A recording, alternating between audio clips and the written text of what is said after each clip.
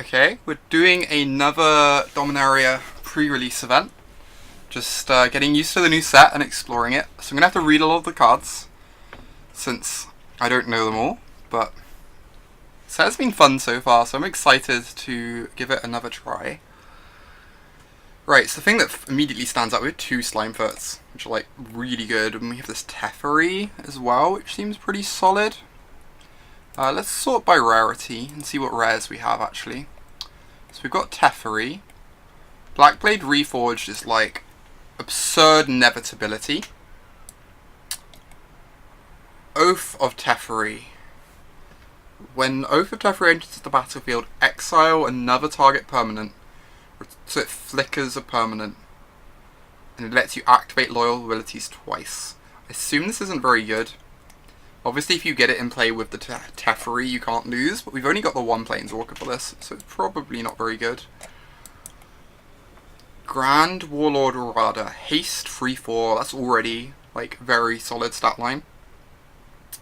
Whenever one or more creatures you control attack, add that much mana in combination, and you don't lose it till the end of turn. That seems pretty good. Just like helps you pump out a bunch of things. It works really nicely with the Blackblade Reforged as well. Verdant Force, obviously great. Yeah, you come back to a Teferi Espion, which is pretty exciting. And we've got a Woodland Cemetery for fixing, which is really helpful because we have these two Slimefoots and a Verdant Force, so it's really likely we end up in black-green. So let's sort by colour and just take a look through at the colours and see what stands out to us. So first of all, green. Green's got so many cards. We've got this Lanora Elves, which is excellent. We've got a couple Ancient Animuses, which are like Pounces, except with these Slimefoots, they'd be instant speed, hunt the weaks. Corrosive Ooze is fine, there's a bunch of good equipments. Lanawas Scout is fine as ramp. And it's like a 1/3 for 2, which isn't the worst stat line, but it's not exciting. This seems really good. Oh, we got free Grow from the Ashes, which means we can splash really well. Yeah, you might be right. I don't know if we can splash, how greedy we can get with the slashing, but thank you for the host, Turn 1 Thoughtseize. Krosan Druid seems solid as a late game, but it's still just a 2/3 most of the time. This doesn't seem great, although it is fixing for our Teferi, if we wanted to play Teferi. Thanks, Oltania, I really appreciate it. I'm so excited for the PT and the Muck. This card's really good, just 2 bodies for 3 mana. This is fine. Gorge is really nice. 4/4 for 4 is a really good rate.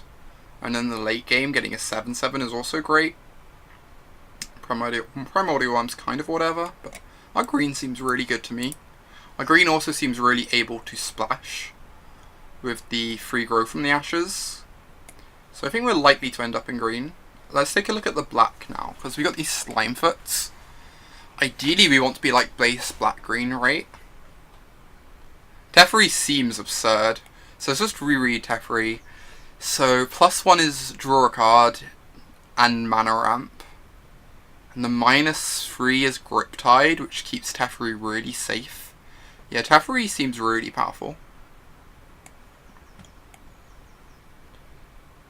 Urgoros, the empty one. Flying 4/3 for 6 mana. Oh, this seems great. In the mid game, you can tear apart your opponent's hand, but most of the time you're just going to be drawing cards, and a 4/3 flyer for 6 is just a good rate anyway. It'd be really hard to get you away from blue with Teferi. We'll take a look at the blue next.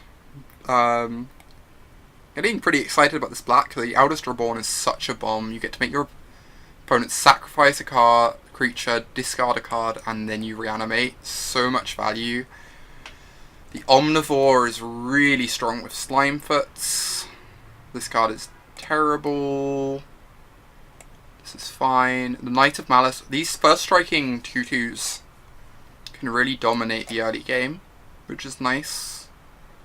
This is some solid late game with the Mind Rot effect. So our black doesn't seem amazing, but it's got some really nice top end with these two, and the Omnivore to go with our Slimefoots. So I'm reasonably interested in black. Let's take a look at the blue now, because we've got Teferi. And we're inclined to try and play Teferi, but it might not be possible. We've got Artificer's Assistant. This is like pretty good, I think. 1/1 flyer for one's normally a bit below rate, and you wouldn't play it. But getting a Scry one maybe, you know, 4 or 5 times in a game is really good. Opt is fine, obviously. Relic Runner. That's a 2/1. That's a 2-drop that scales into the late game, I guess, which is okay. Arcanist is fine if we have some big instants for it. The Academy Drake seems nice. It scales well. Befuddle's pretty bad. Divination's solid. So we got some solid blue stuff near the top end. The Sphinx is nice as well, and we got Bolus's Clutches, which seems really strong. Like, Mind Control at uncommon seems amazing to me. So the blue seems pretty good. I think the white seems too shallow, right, for us to consider playing as a core color. Like, the Pegasus are really good if you're kind of aggressive, but we're not going to be that aggressive. And the Serra Angel's obviously great, but we've got good flyers in both black and blue. So I think it's very unlikely we play white. Finally, let's take a look at red and our artifacts, and then we're probably going to try and build a black-green deck and see what splashes we can do. Because we've got the Grow from the Ashes, we might be able to splash a colour, maybe even 2, we'll have a look. So, creatures you control gain, this seems pretty unexciting. This is unexciting. Attacks, put a lore counter on target. Okay, that's pretty bad. I guess it's a 2/2 for 2 at least, but we didn't even see the Black Blade. Which one's the Black Blade? Do not know all these names yet. Oh, the Black Blade Reforged. Yeah, this card's really silly. It gives you such absurd late game. Fiery Intervention's good. Warcry Phoenix. Okay. I guess this is pretty good with like Sapling Generation, right? It's really nice with the Sapling Generation.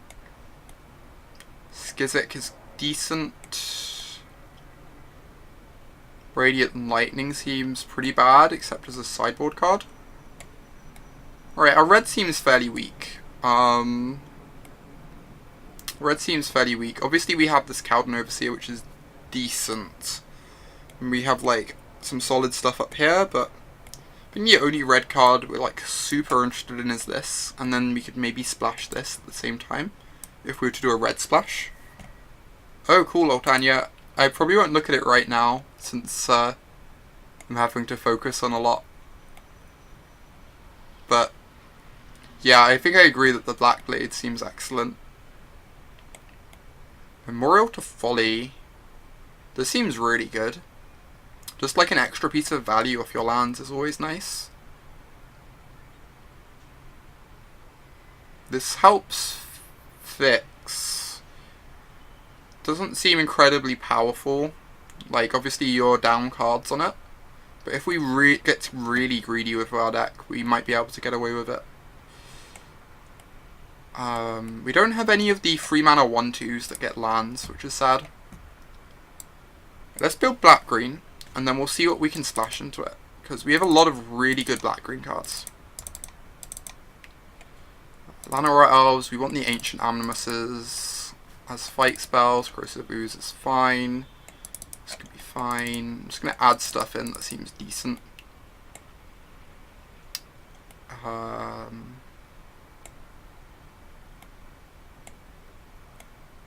Gaia's Protector. Bailiff Gorger seems excellent. Primordial Worm's pretty nice with the ramp, I guess, just as a big creature. Valid, Knight of Malice. This is a nice thing to ramp into as a mind rot, and it's also an early defensive body if we're playing against someone aggressive or we're struggling on mana. Right, so these are the obvious cards, I think. Oh, we want the Blackblade Reforged, absolutely. Are there any other artifacts we want in this deck? Not really. Okay. So these are the cards we absolutely want, I think. So the question is, what do we want to splash? So the really, really easy splash is we can do the Grand Warlord, Fiery Intervention, and then maybe the Overseer. I guess that's double red. The Phoenix kind of fine. We could just splash these two. This is like a fine splash. This is really easy to splash. We'd only need like a couple mountains because we have these to search up mountains. So this is probably what's most likely to happen. Now we can look at some of the more greedier options. So I don't think we can splash for Teferi, realistically. I think that's going to be too challenging. But we could splash for Imbolus's Clutches, the Sphinx, and I guess we could just play the Divination. It's not a great card to splash, but or like the Drake is a nice thing to ramp into. Use our ramp spells to get the Drake out. So we could splash these, in which case we play the third Grow from the Ashes.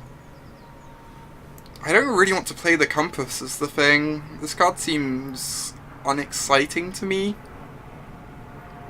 I know it would make splashing Teferi pretty possible.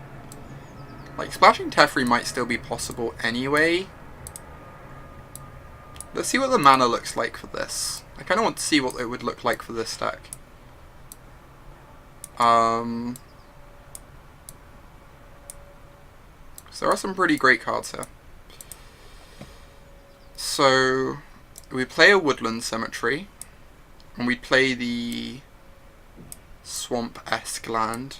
We'd probably end up cutting a spell or two, but I'm just going to see what it would look like for this, and then we can think about what we would cut. So we need exactly one Plains for Teferi, because we've got 3 ways to find it. We would need lots more black mana than this, and to cut some blue. We need 2 islands to cast Imbolus's Clutches. So I think we would need both. We definitely need 2 islands. I don't think we'd want more than that. Because this is 11, 12, 13, 14, 15, 16 lands. This is 17 lands. I guess we just want more green mana so we can reliably cast Grow from the Ashes. Cut one of the Animus. I think these seem pretty good. They're fight spells, right? And we've got a few legendary creatures for it. No, I think I just want the removal. If we had more removal, then maybe we could cut some. But as it is, we're leaning on these as like our main removal spells, right? I almost wonder if you could play 18 lands in this deck. Seems ridiculous because we've got the Grow from the Ashes and Lanera Elves, which are mana sources too. So maybe that's just wrong. We've got so many mana sinks with like the 2 Slimefoots, the Blackblade Reforged, the Kicker spell. I think it's probably just wrong, but certainly something you could do. So how does this look? This is obviously 41 cards and we'd have to cut some stuff.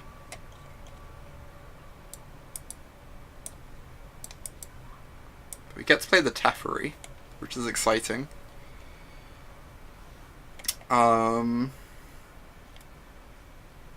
We get to like ramp into big bomby things. We have some decent early blockers as well to buy us a bit of time. I think I like the look of this. We'd need to cut one card. I think I prefer the idea of this to green, right? I think this deck's just going to overpower a lot of people. So we could cut the Primordial Worm, since we have a lot to do with our mana anyway, and we already have 2 6-drops. I think I like cutting the Primordial Worm for that reason. Are we happy with the mana? We could add one more green. Could add one more green, so we can reliably cast Grow from the Ashes. We only have one double black spell in the deck. And we have these to find black mana. So we have like 6, 7, 8, 9. We go down to 8 black sources essentially. But we'd more reliably make sure we have green for this. I think 9 green should be fine. But hitting the green mana is so important that I think I'm going to cut a swamp for a forest anyway. I think this is what I'm going to run. I'm just checking we haven't missed anything. But this deck seems really good to me. The Joyra's Familiar actually seems kind of cool. But I don't think there's room for it in this deck. You don't think I want to play 17 lands with an elf and 3 rampant growths? In general, I would agree with you, Shop. My thinking is, though, I have a bunch of mana sinks with the 2 Slimefoots and the Black Blade, and my curve goes up to 8. And I have like a couple kicker spells as well, and some like card filtering and card draw with Teferi. And the other thing is, the more lands I remove, the more awkward my colour situation gets. So like, if I cut a forest here, suddenly I only have 9 green, and there's a risk I miss my green source and don't get to cast my Grow from Ashes on free. And things just sort of spiral from there. So I think I'm pretty happy with 17 lands. Even though I understand it's not ideal, because we are at risk of flooding out. I think our deck's got so much power and so much in the way of mana sinks, I'm okay with taking that risk.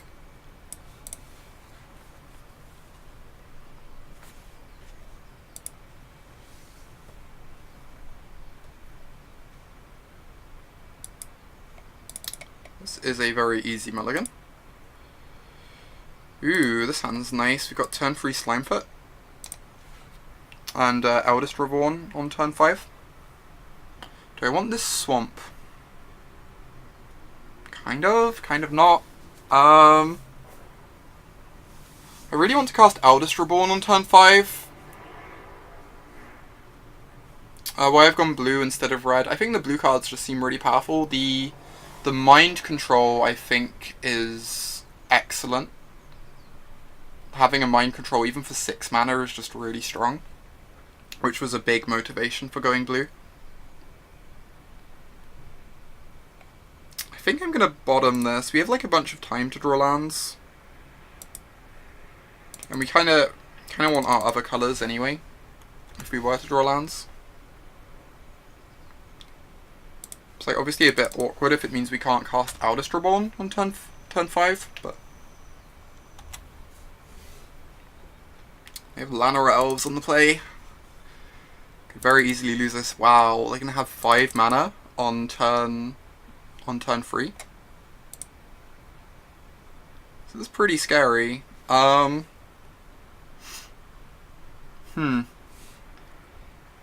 If I cast this, I could make a giant Slimefoot. I'm disinclined to cast the Sapling Migration until we can kick it, if I can help it. So I'm going to cast the Black Blade here, regardless. Might mean we take a bit of extra damage, but yeah, that's fair, Thomas. Like, to be honest, I could see playing the, this is pretty scary. We're gonna die to Yago.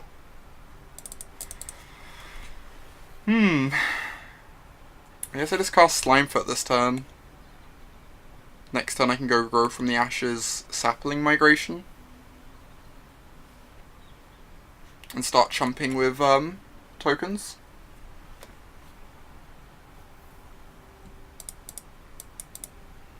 I guess that's what I'm doing. This Yargle was actually pretty scary here. It's going to hit us for 9. Turn 3 Yargle on the play is fairly beefy. Like I could see playing the red. The red certainly would have a better mana base, which is nice. And you don't have to like play so many dedicated ramp cards either. Oh wow. They're gonna have so many big creatures. Right, so we have to do some thinking here. The Blackblade Reforged would make this into a 6/7. At the moment I'm kind of inclined to Grow from the Ashes into Sapling Migration. It's a bit sad because we're not getting much value out of our kicker spells that way.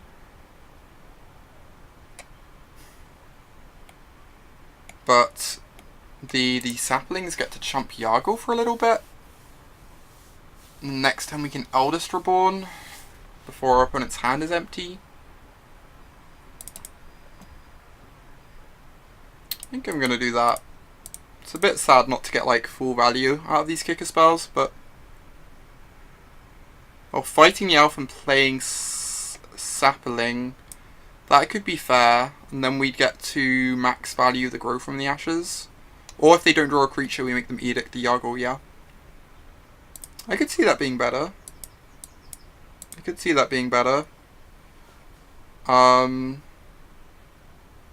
I guess it's a bit too late for that now, though.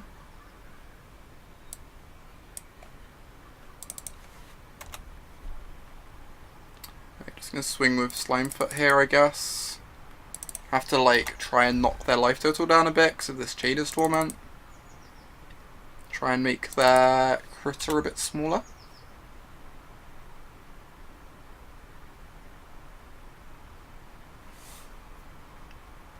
We can chump with a sapling on the Yargle.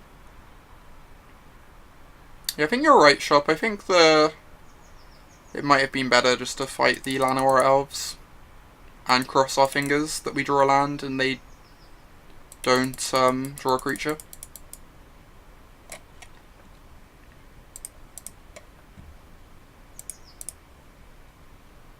It's going to be really hard to play this game forever of chumping their 2 giant creatures.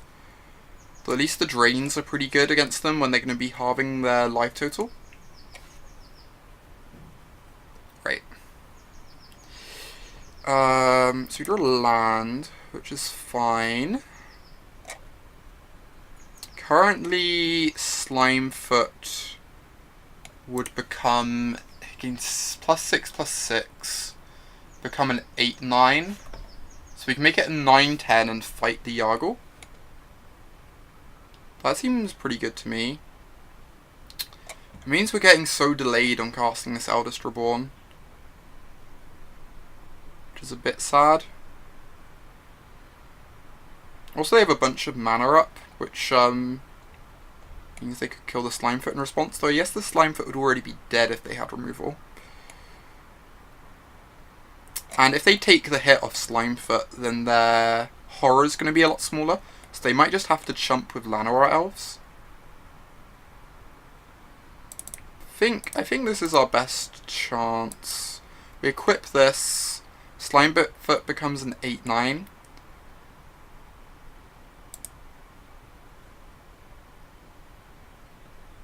I guess we don't actually get to attack with Slimefoot. Oh no, we can do the Ancient Aminos in their upkeep, can't we? Yeah, that's great. So we're going to attack with both creatures. And this is going to force them to block with the Llanowar Elves.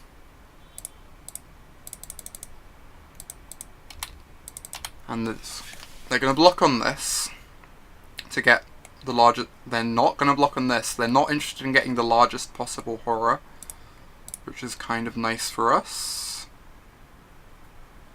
We could wait for these to trade, But I kind of want their horror to be one smaller. So I'm going to take the slightly greedy route of fighting here. It's obviously pretty bad if they have a green pump spell up. But making the horror smaller is actually pretty relevant, I think. Cool. Because now the horror is only going to be a 5/5.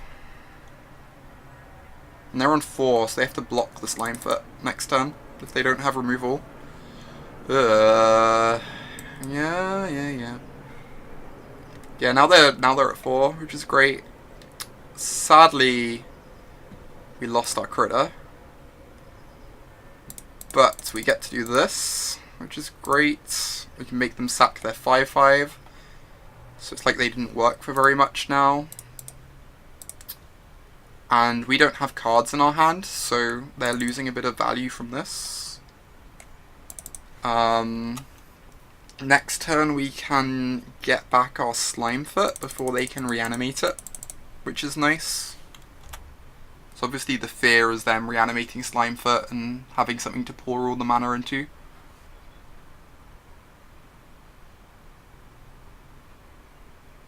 If we hit Swamp, we can even recast the Slimefoot.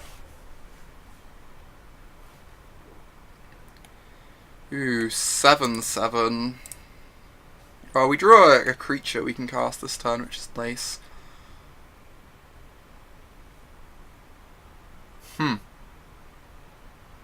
Okay. That's a thing.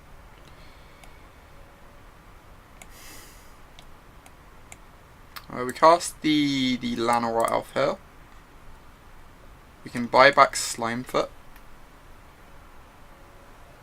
Oh, that makes sense. I can hold up the memorial. Yeah, I don't even have to activate it. Yep, that's great. Decent chance they're going to get back their 8/8 though, which is scary. But if I just leave the Slimefoot in the yard and they don't take it, I get to reanimate it with my Eldest Reborn.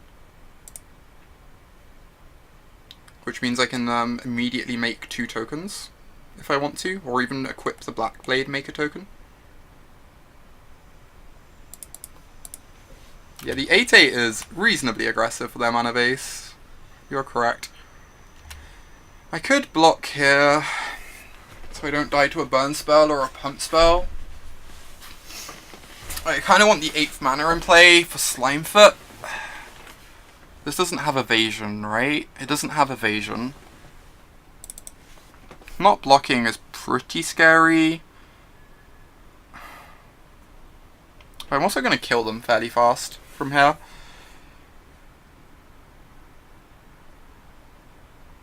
I think I'm not going to block, but I am not going to block, but I can see this being incorrect.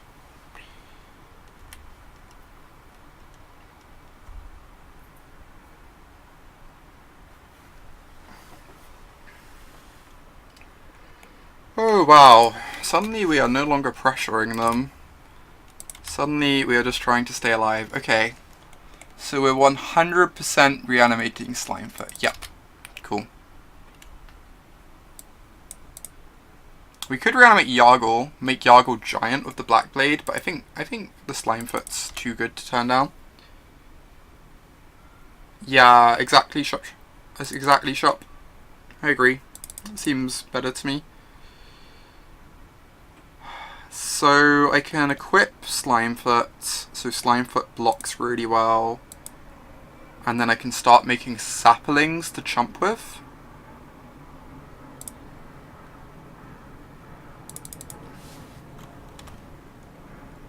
So as long as they don't draw like a removal spell or something, I'm in a really solid spot, I think. I guess even a flyer is pretty scary because we took the hit last turn, but now we have the extra mana from the Llanowar Elf to pump out more saplings.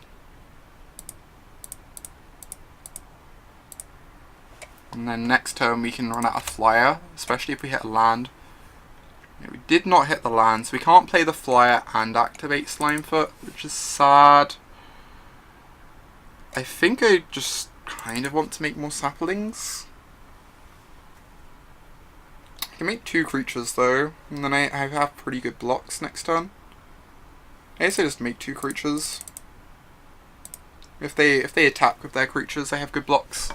And getting the flyer in play is going to end the game quickly. Right, removal spell is great. I'm just going to chill. No need to attack the Slimefoot and lose it in combat.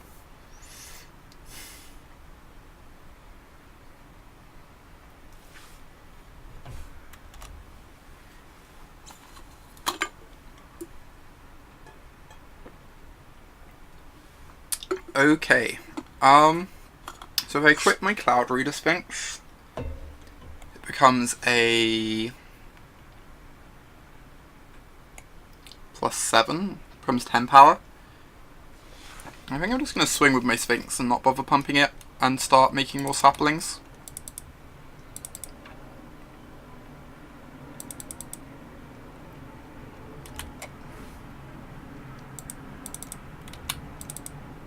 Or continue to make saplings, rather.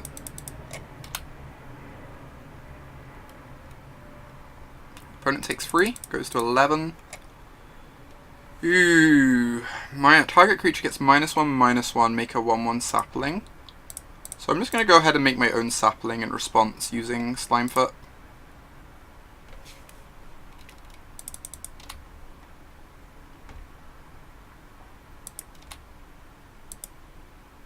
They're down to 11 now. Because of Slimefoot, we just have lots of blockers. What's this? There's a lot of mana over there.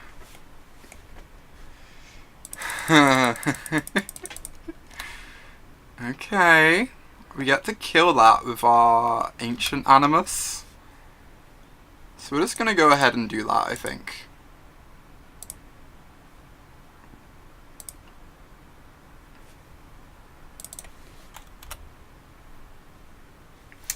And I think if we equip the blade to the Cloud Reader Sphinx, they die, right? We have 8 lands, this becomes 11 power. Even if we didn't have the 8th land, we could attack with the saplings, and they wouldn't actually be able to block them, because if they died in combat, they'd take drains. So opponent was actually dead even if we didn't draw a land. But the fact we did draw a land makes it, like, really nice and clean.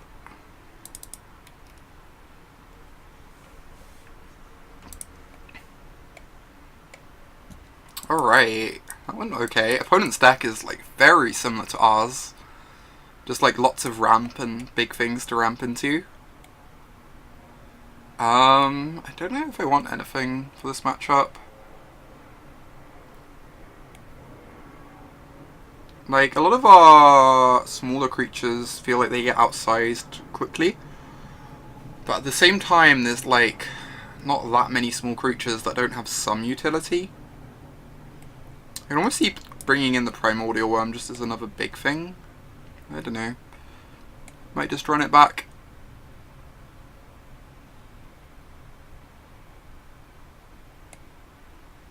I'm a bit worried about the fish. The giant fish seems quite scary for us. If the game goes long, they can bounce all our saplings. And, like, very easily get back into games, even if they're quite far behind. If we had a couple more lands, this hand would be gorgeous. Okay. There's a forest. All is well. All is well. I was getting a bit worried, but the forest should tie things up, okay? Ooh, we drew a Llanowar Elf. That's great. Hopefully they don't have the infection thing that kills X1s. If they do, I'm going to be really sad. If they don't, that's good. Because now we're building up to being able to kick this. I think that's what we're planning on doing. I think I'm just going to attack for 1 here, so that I can kick this next turn and get 2 lands, and ramp up to this Verdant Force on the turn following.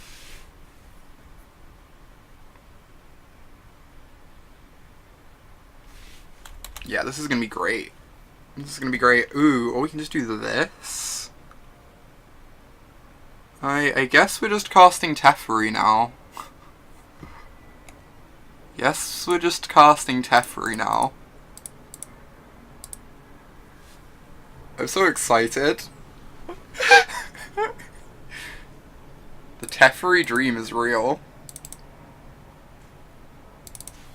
This card seems really good against their deck too, because all their creatures are so expensive. No!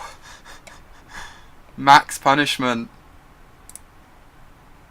I didn't know this was in the format. Jeez. Teferi is under attack.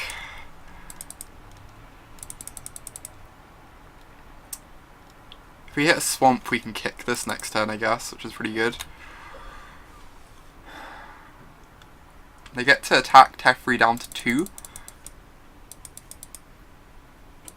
Oh my god, this is so brutal. I think our Teferi is not long for the world now that we've lost our Llanowar Elf. We're just getting max punished for not casting Grow from the Ashes instead. So I guess we're just passing Teferi and casting the Grow and feeling a bit sad, but it'll be fine. The Grow from the Ashes should put us in good stead. So we can get the island and a swamp. I could cast the 1/3 to kill a sapling, but I think I kind of want to get the Mind Rot out of it. Since we aren't really... I guess we could actually protect Teferi here if we went... I didn't think about the untap. If we go Skin Witch plus Animus, we could protect Teferi. I don't think it's worth it though, because we miss out on the Mind Rot and we waste one of our only removal spells. And as good as Teferi is, I think if we get max value out of all these cards in our hand, we're probably going to win anyway.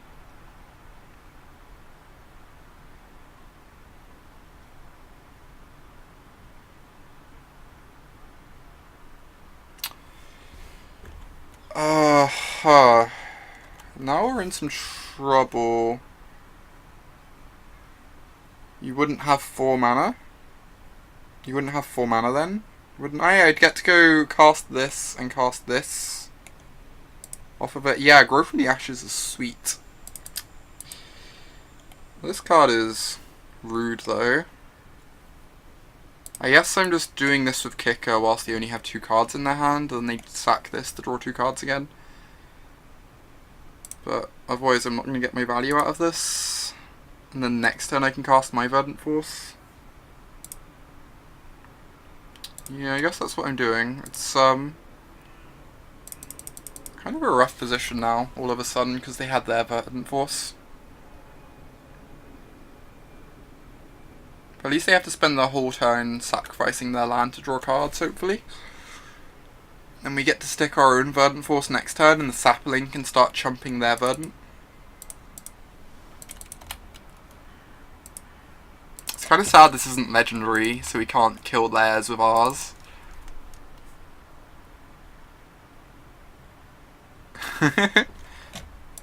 That's okay. No worries. Ooh. I mean, whenever a creature deals 2 damage to target creature, their deck is so good. Whenever a creature an opponent controls is dealt damage, so even blocking with the 1/3 does it. I think we're probably losing this. We can cast our Verdant Force now. We have 4, 5, 6, 7, 8, 9 mana though, so we can't actually fight down their Karazov. They only get to activate it once though. It's possible we're just dead on board. I haven't actually done the maths. Maybe I was meant to kill a sapling with this on the stack. Non-zero chance I'm dead on board here. Yeah, each player can have the same legend now. But we could use the... If it was legendary, the Ancient Animus would pump our Verdant Force. We're dead on board. Cool. Because we go to 5 in the air. We block 3 things and we take 5. Yep. Yep, yep. Opponent's deck is very sweet. The, what was it? The Spore Swarm was what really swung that game, though, killing our Teferi. Ah, that as well. Yep, you're right. They can kill our sapling with their flyer.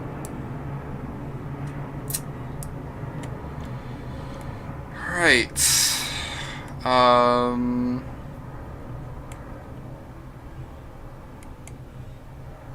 wonder if we want... We have 2 Radiating Lightnings that kill all their sapling production. And their Lanora Elf.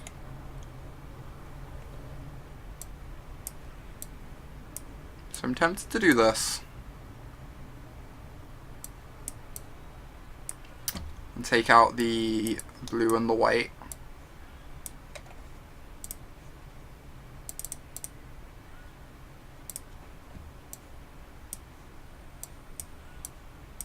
So I feel like some of our red cards line up pretty well against their deck.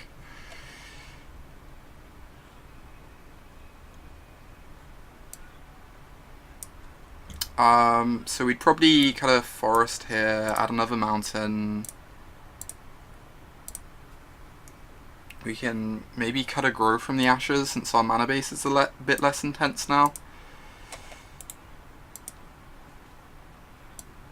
Do you want the Warcry Phoenix? Just as a solid flying threat? Maybe. The Overseer would be sweet, except they have all the sapling production, which lines up really well against it. I think I kind of like this, though. Okay, I think the Radiating Lightnings just line up very well against their deck. I could see this being worse than the 4-color, but I don't want to give this a try. Seems good to me.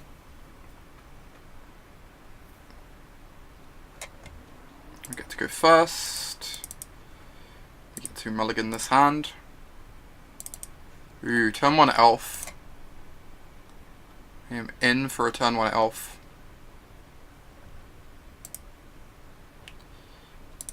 Very easily bottom that forest. We've got plenty of those.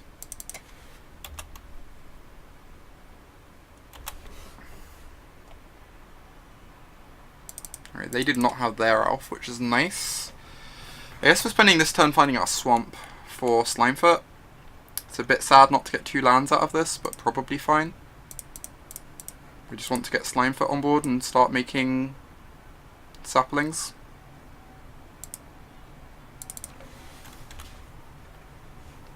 I'm going to have 5 mana on turn 3, which is very silly.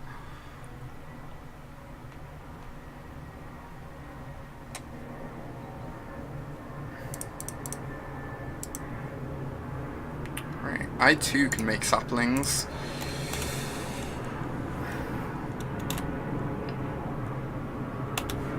And if we draw one of the things that pings their creatures, it's going to be really good against all this nonsense.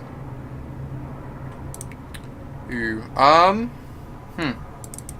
doesn't do very much at the moment against the saplings, does it?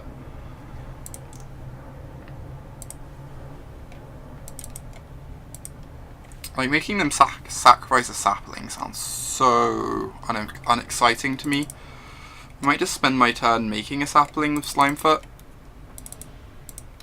Regardless, we're going to attack with the Slimefoot, because I think we're probably the aggressor in this matchup, since their deck's a bit better than ours.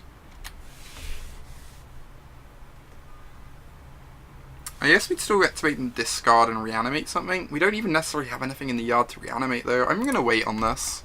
I'm going to spend my turn making a sapling. It's not very exciting, but you think I can attack the Lanora Elf too? I don't really want to lose it. It's so good with Slimefoot having an extra mana source. And like, they'd 100% block with a sapling token. I think. I'm pretty sure they'd like block the Lanora Elf with their sapling. That's a good block for them, right? Wow, they're attacking. We get to attack them with our 1/1. This is great. I'm very happy with this situation. Unless they have like a 1-3 they're running out afterwards. Nope.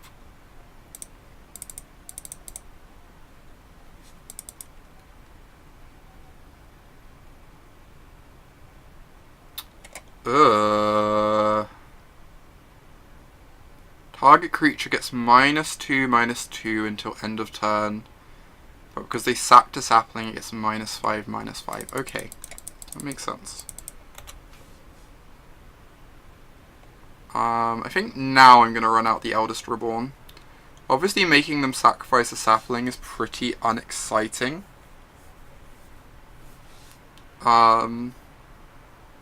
One option there was the double trade to your turn on the Eldest Reborn for the next creature. Oh, that makes sense, Shop. I didn't think of that. That might have been good, getting a sapling off the table. Yeah. They must have some really impactful bomb top end if they're attacking there. Like, they are fine with racing right now, so that matters later. Yeah, their deck is really bomby. So, it's reasonable to assume they have something like that, for sure. I'm going to get this on the table. It only gets rid of their sapling token, but it's going to reanimate Slimefoot in a couple turns, and we kind of want to get Slimefoot back in play for our Falad Omnivore. So, like, obviously getting rid of their 1/1's fairly unimpactful, but I think I agree, Shop. We should have, if we blocked with our Llanowar Elf and tried to take down their 1/1's in combat, it does make the Eldest Reborn a lot better, for sure.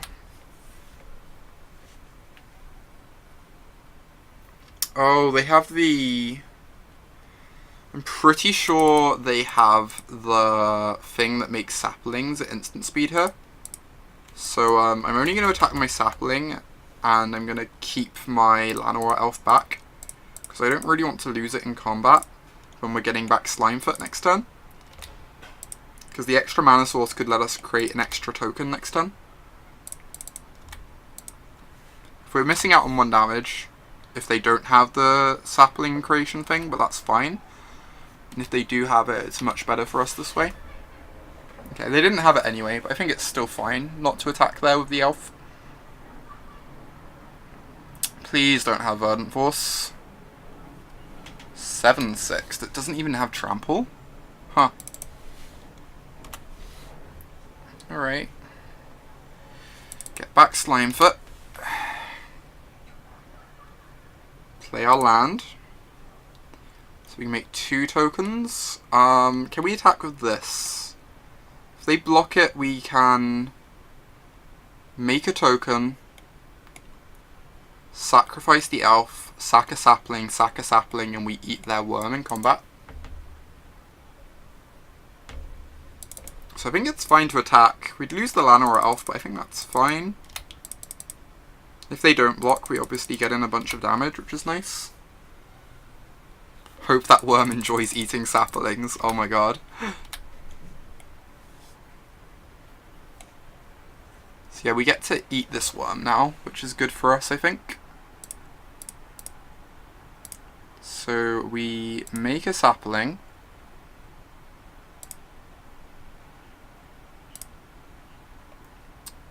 Eat a sapling. We drain them a bit with Slimefoot.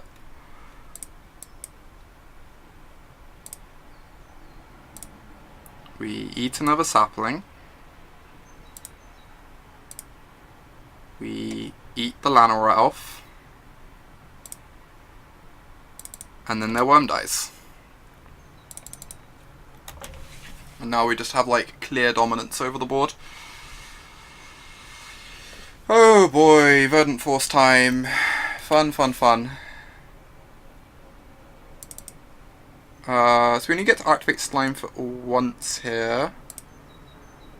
We can play out our ooze as well.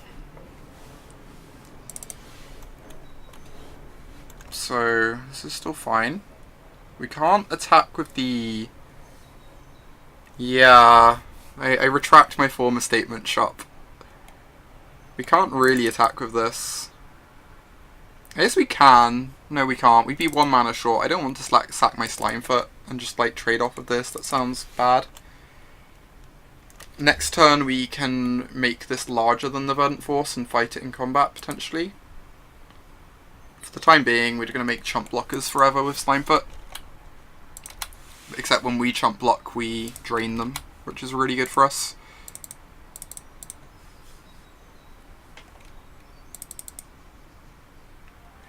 Get to untap with Slimefoot, which is nice.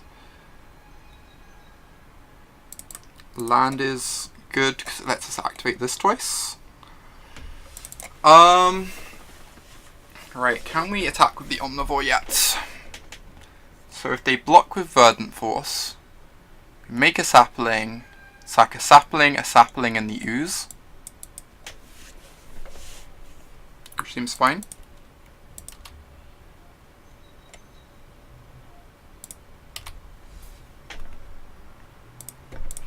Or we could even just trade it for the Verdant Force, honestly. That's also fine. An epic battle of Verdant Force versus a slime. Yeah, they're just going to chump here, which makes complete sense. Next turn we can fight down their Verdant Force, but this turn we just have to make more saplings with Slimefoot.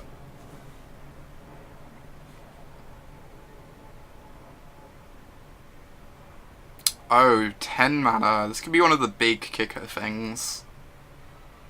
But Eldest Reborn doesn't do much here.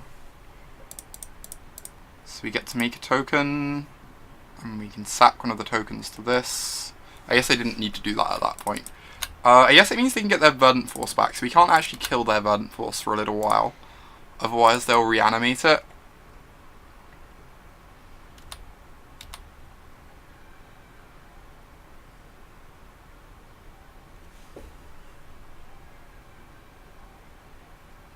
Attacking. I might just take 7 here. I could just block with a sapling too, which is also fine. I feel like taking 7 doesn't actually matter particularly though, when we're gaining so much life off Slimefoot.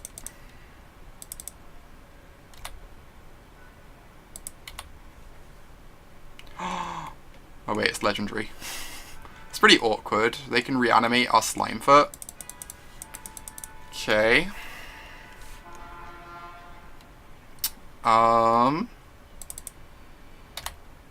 Guess I'm swinging with some stuff, huh?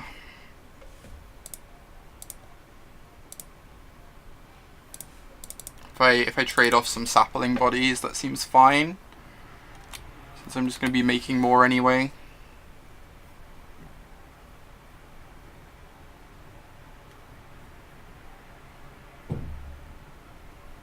Yeah, this seems good.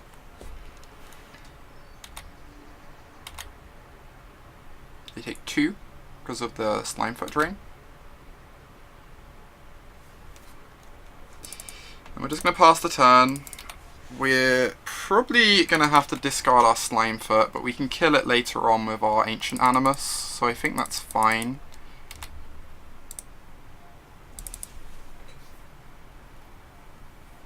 Also, we have a sack outlet, which they don't have, which makes our saplings more threatening.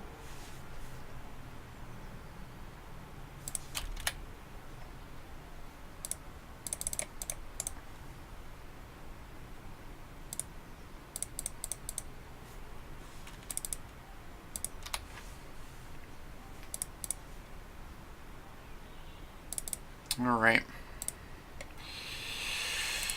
Can I attack with the Omnivore? I think I can. Yeah, the clock is in the correct position, Cambo, for sure. I'll probably have to chump this with one of their saplings, which is fine. And then when they reanimate this next turn, oh wow. If they block with this, they can reanimate this, I guess, but then they're not getting a Slimefoot. So they just decide to block with a token instead.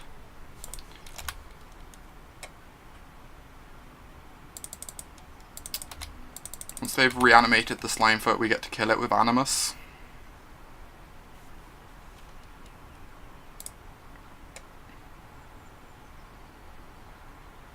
So I have to deal with the Verdant Force then, but we're only a few turns away from killing our opponent. So that's nice.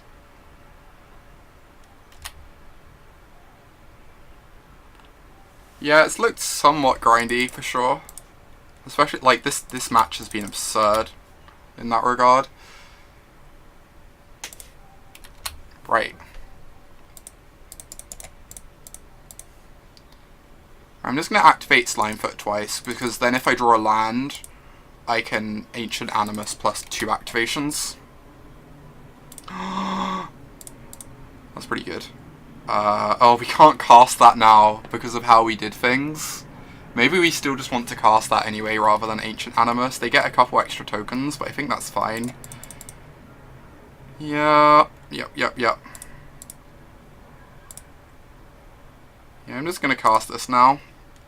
The one card in our deck that punished us for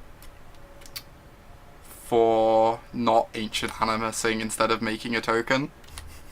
But it's a pretty good card, so I'm not complaining. We're going to kill our opponent really soon with our sapling tokens, just by sacrificing them.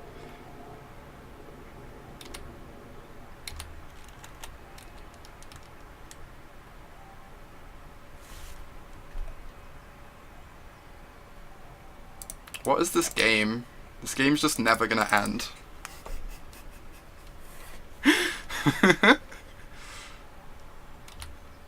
There's a Lanoir Elf. This is a fairly silly game. You're not wrong. Ooh, the mana ramp. With their Slimefoot.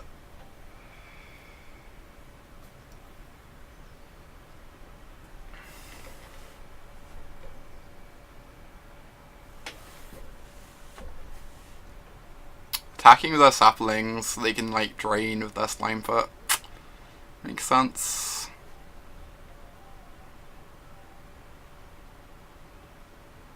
I guess I don't block since I'm killing their Slimefoot the next turn, and this way they don't gain life.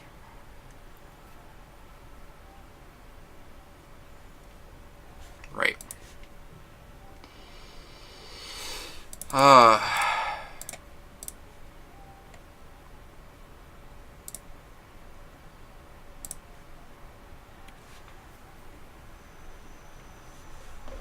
We don't get the token counter this way, but it plays a bit better against a pump spell, I guess.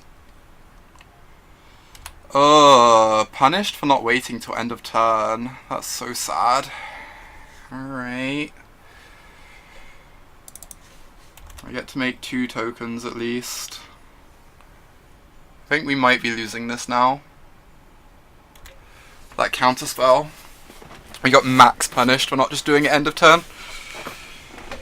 But if I got that out of play, I'd get to attack with a bunch of my 1/1s, was my thinking. Since they wouldn't get drains off of blocking.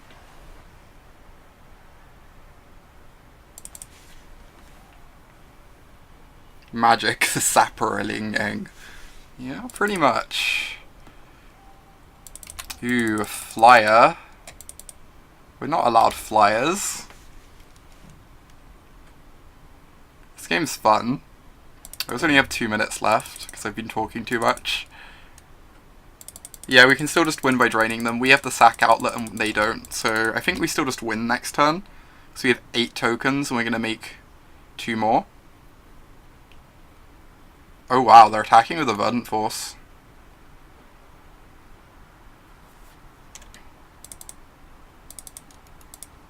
That's interesting.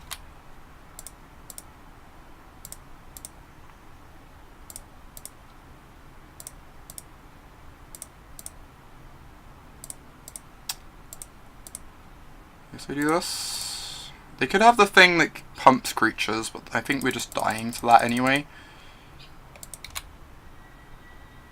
Regardless, there's a green spell that puts counters on creatures. I think we're just not beating that though.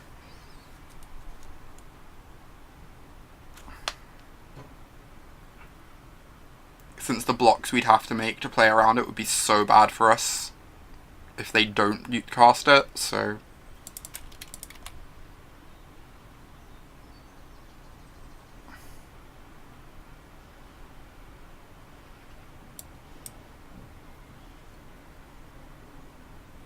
Alright, they're down to 3, so they die next turn if they don't have removal. Because this card's pretty great.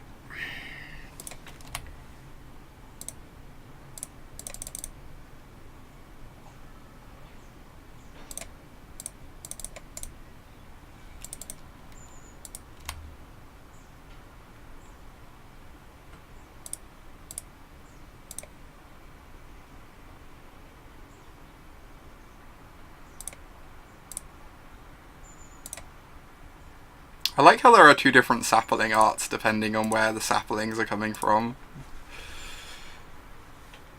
Ooh, that was a match that occurred. Oh my lord, I need to like lie down after that, I swear. That was pretty great though. Winning with Slimefoot plus the Omnivore. The Omnivore's so good when you have a Slimefoot out.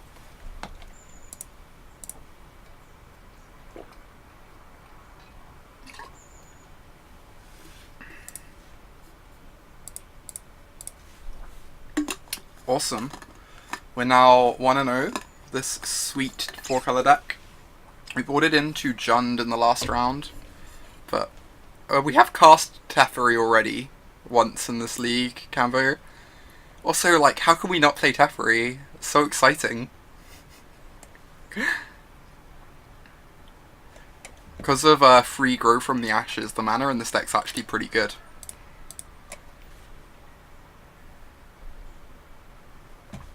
Go first.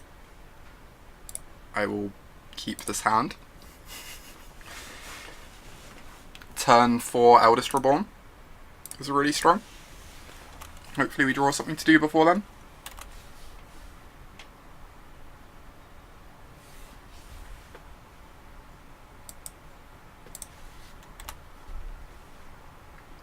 Critical lack of Yargle being pulled or played. I know, it's kind of heartbreaking. We do need more Yargle in our lives.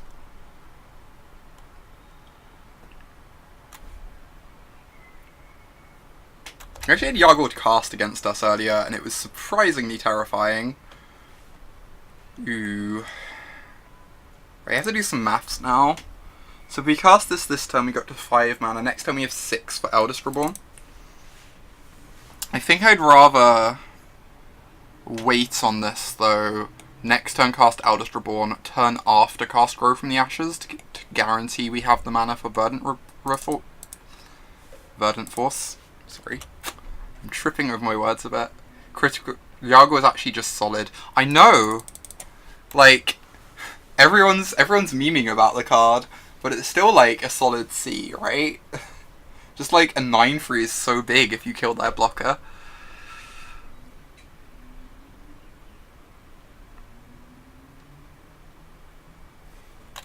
Ooh, so now we get to just kick Grow from the Ashes since we don't have a creature to make the Edict with Eldest Reborn. And even just kicking the Grow from the Ashes is pretty strong. They might have the 3 mana negate here, which would be a bit sad, but otherwise we're going to get a bunch of lands to ramp up to this Verdant Force next turn. We can find like an island and a forest.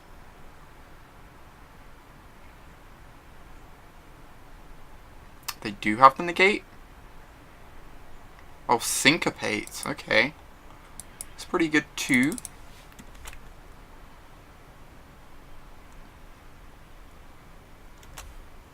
Yeah. I mean, Unwind looks sweet at least. Like, I can understand people playing it.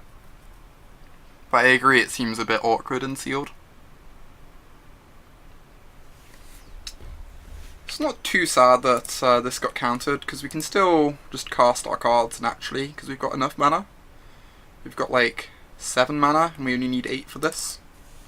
So we're in like a nice position where drawing lands or spells is good. Academy Drake. Sure.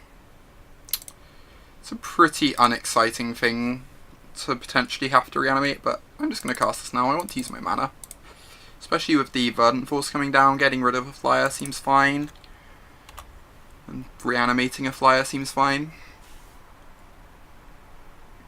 Still going to be a solid 3 for 1.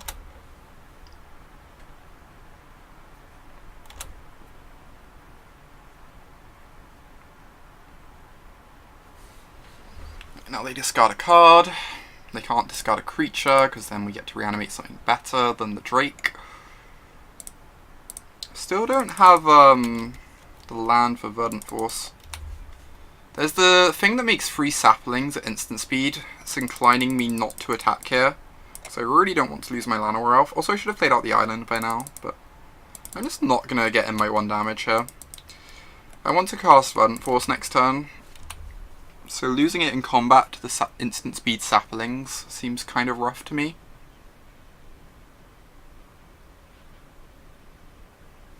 That's fine. To get somewhat trumped by a Verdant Force. We get our 2/2. Get our 7/7.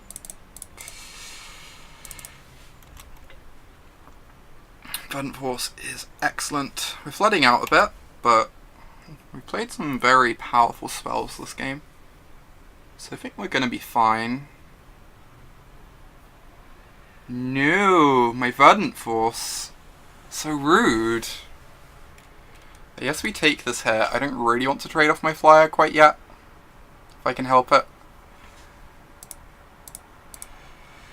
Well,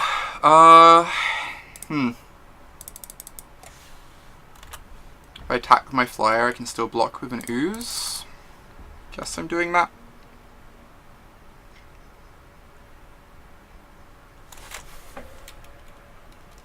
They still have 5 cards in hand, and they missed the land drop earlier, so we know they're all spells. So this game might actually be reasonably tricky to win.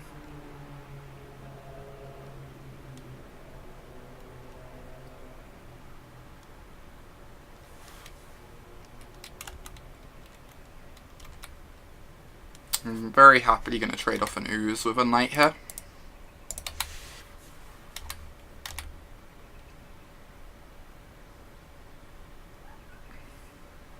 We do have a lot of good draws available to us though. Like a Slime Foot would be ridiculous on this board. Grow from the Ashes, not quite the dream. We get our second blue out of our deck though, which is nice. Yeah. We're like almost guaranteed to draw spells by this point, since we've pulled so many lands out of the deck. I'm gonna hold back this Drake to block a knight and probably double block another knight with the sapling and the elf. We kind of just need to buy time. We have some very powerful cards we can draw, and we just need to gain some breathing room.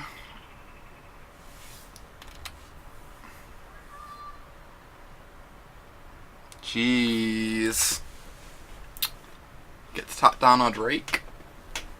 We still only take 4 here, which is good.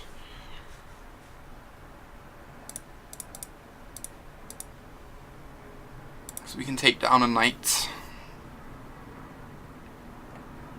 We have 4, 5, 6, 7, 8, 9, 10 mana, so if we draw a Slime Foot, we can make 2 saplings, which is amazing.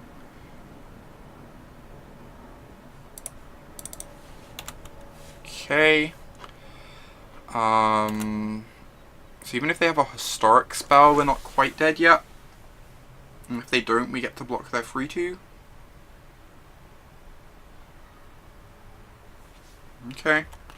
They get their Drake back, which is problematic.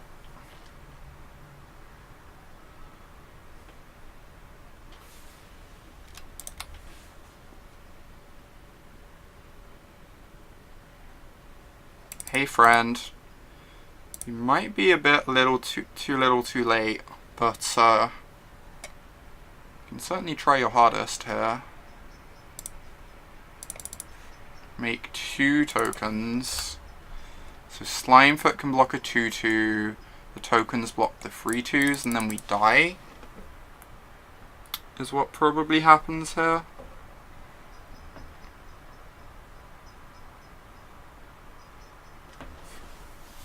And then we don't get our drains. So if we're on attackable, we just scoop. Yeah, we can't. We can only block 8 of the 11 damage. That was a bit sad. Just flooded out a bit too much as the game went on. Opponent's answers lined up well against our threats. I think we're just running this back. I think I prefer the blue and white against them than the red, because we didn't see too many targets for the radiating lightning, which I think is one of the big draws to playing red. I think I'm still going to keep all the mana sources in. We have a lot of mana sinks. Obviously we didn't draw one that game until the very end, but I think it's still fine to have this much mana considering how much we have to do with the mana. Huh. That is awkward. Needs a green source desperately for the scout. Also doesn't do anything for a while. We've got a Valid on free, which can play defense quite well. I'm going to keep this. I could see it being wrong. I know lots of people would mulligan this. I kind of dislike mulliganing in sealed though, if your hand is even half functional.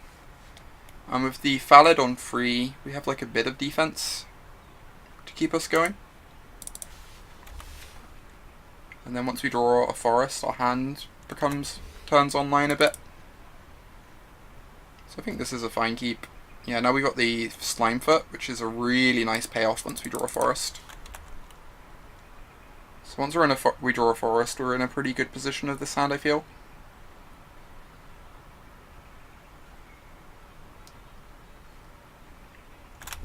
Take 7, can't attack into our Valid.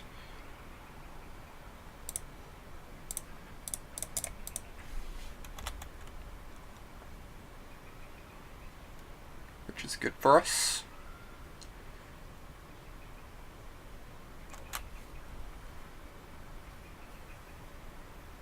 They only have one of their 3 colours, which is also good for us. And they're not attacking. Okay, we're both just going to be like chilling here, staring at each other. I think I'm meant to attack here. 3 damage is a lot of damage to miss out on. We're trading 3 for 1. So obviously seems really good for us. It's kind of awkward because we're definitely not the beatdown. Our hands are really powerful. But I think 3 damage for 1 damage is a bit too much to pass up on. Now all I need to do is draw a Goblin Chain Whirler. Oh my god.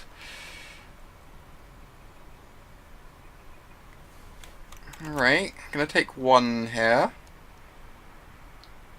Hopefully opponent's mana troubles continue too though. No! The enemy.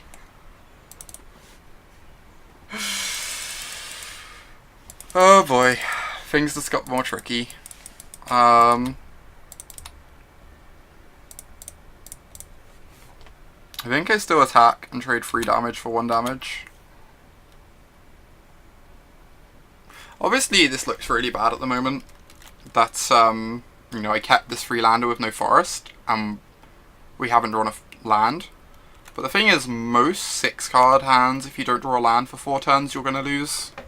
Like, that's the case with most hands. So, I think it was still a fine keep. It's just a bit awkward how it's panned out.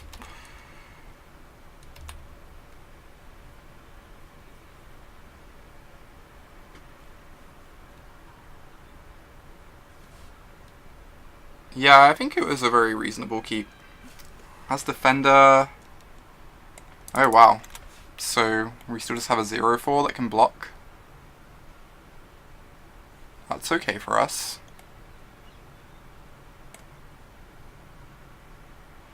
Oh my word. Okay. That is a very aggressive deep freeze, I agree. Do I just have to discard the Verdant Force? Probably. I've got this Eldest Reborn, so maybe I even get to like reanimate it later on down the line. Yeah, I agree, Shop. The fact we have the Eldest Reborn means we can potentially reanimate it too, which is nice. 100% blocking.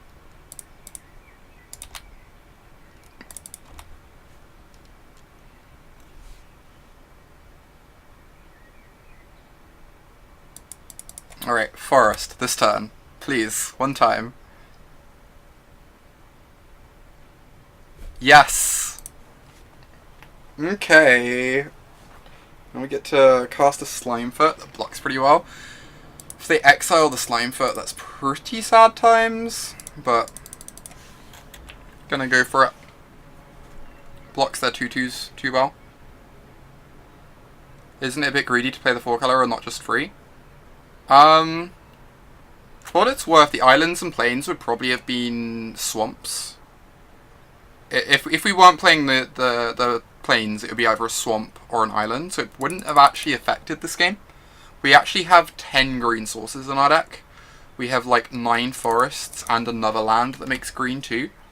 So we're actually really good at making green mana. It's just we've drawn really weirdly this game. So I don't think it's too greedy. Our colour situation, we have 3 copies of a card that searches up lands from your deck as well, which fixes our mana really well. Which makes things a lot easier too. Yeah, we do lose our wall, which means we're probably not doing it for a little while. I can play out my Black Blade, and I guess the 1/3 blocks the 2/2s really well.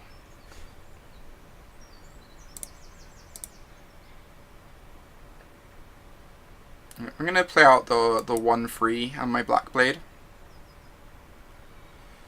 And then next turn, if we draw a land, we get to equip Black Blade and fight down the Drake with our giant Slimefoot. Obviously it would be giant because it would have a Black Blade on it, but cool, let's just get this in play. We're actually not in the worst situation here. I think this Deep Freeze card is like not amazing, especially if you're attacking with lots of 2/2s. Like, we still just have good defensive creatures now because they've been using the Deep Freezes, so it's not like they've helped our opponent that much.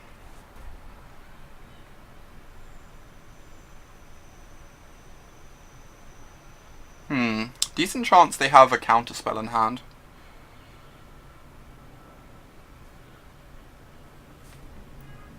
That's fair, Cambo. But they've played so many like of these cooler cavalries in the past 3 games that I feel like they're mainly based on the ground. We haven't actually seen that many flyers. I kind of want to equip Slimefoot, because then I can try and fight down the Drake. But it's probably safer just to like play out the Ooze and the Might and hope to hit a land next turn. And then like the Knight can even start attacking next turn too.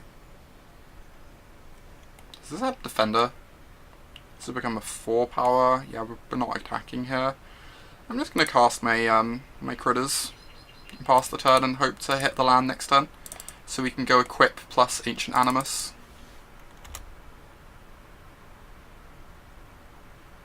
Especially since the opponent might be holding up a counterspell here. I'm pretty disinclined to I guess we couldn't fight anything meaningfully with this anyway that turn, but I take another 2 in the air. It's not the end of the world though, so we have real good defense on the ground.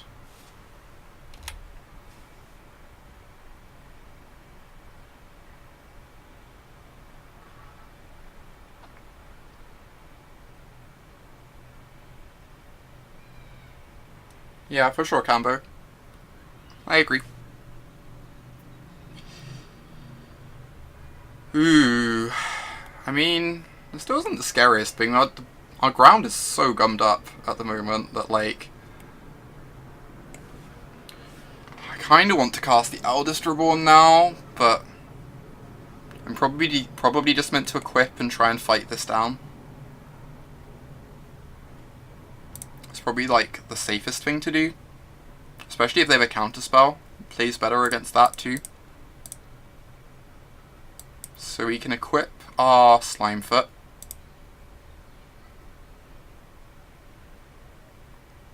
which gives us a 5/9, which is ridiculous. So if I wait till their turn, I get to play around a counterspell by making opponents tap mana in their turn. And I'm not convinced I'm attacking here, because our hand plays late game really well, and we kind of just want to try and survive. I guess the worry is they could have the +2/+2 indestructible spell. We have to equip it to the 0/4 because it costs 3 mana to equip to a legendary creature or 7 to a normal creature. So it has to go on our legendary creature because of that.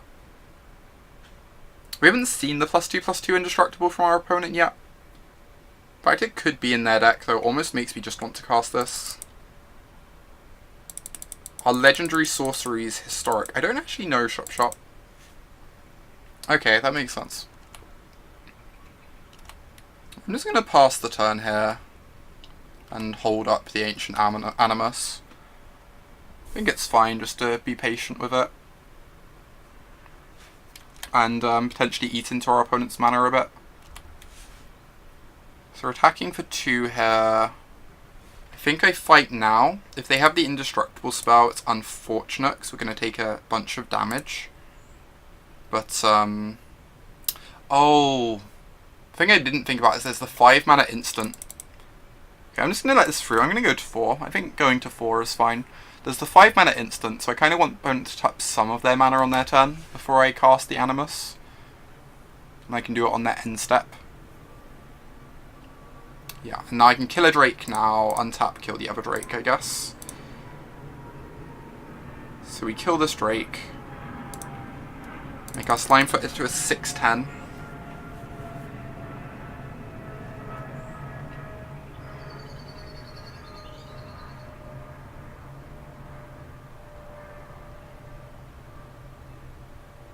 They do have the counterspell we expected. Okay, we thought they might have this, and they did. Does mean we're on a 2-turn clock from the Drake now, which is scary.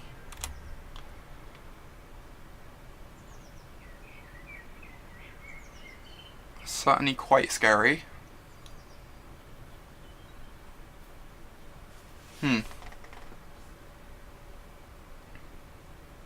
But it's very hard to pressure them because of the Trapper. Like a single spell can swing the race back in their favour, even if we are pressuring them. We don't have any saplings to sacrifice to this yet, which is sad.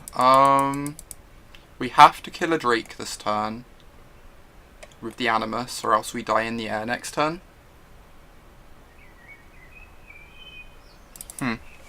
So yes, we just have to cast the Animus and do nothing else.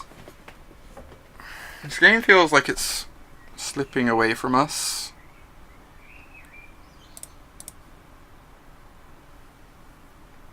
So we can kill this Drake.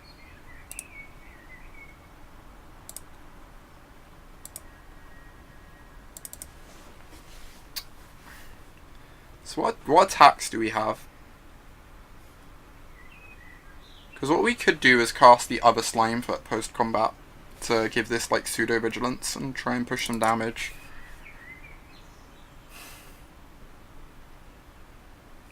I feel like we just have to draw a removal spell for the Drake though, otherwise we're losing the game. That's probably how this goes. We don't have much removal for these though. We have a flyer. We can't cast the mind control at the moment.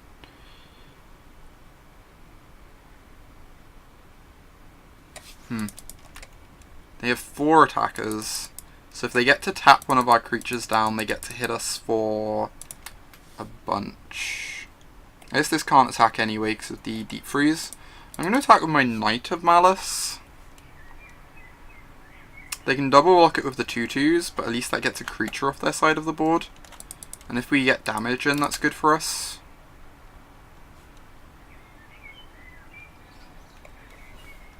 We're just hoping to like draw a good card next turn to maybe save us from this flyer killing us.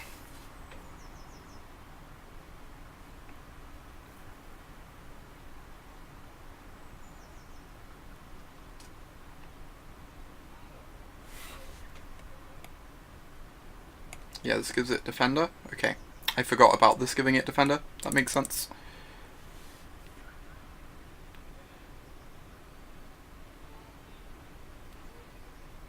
Hmm, 4 mana. Icy Manipulator. That's gonna kill us, I think.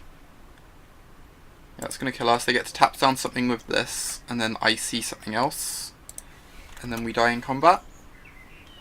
Because we can only block 2 creatures. And we take 2, 3, 4, 5. Yeah. Yep. Good games. That's a bit sad. If we hit the forest a turn earlier, I think we stand a chance that game. A decent chance. But we bricked just the tiniest bit too long. Anyway, this deck's still really sweet. I'm loving playing it. Let's hop into another one. For anyone who's enjoying the stream, I stream like 3 days a week. Do all sorts of formats, basically based on like whatever tournaments, whatever I'm trying to prepare for. So please consider giving the stream a follow if you're enjoying it and want to be notified of when I'm on in the future.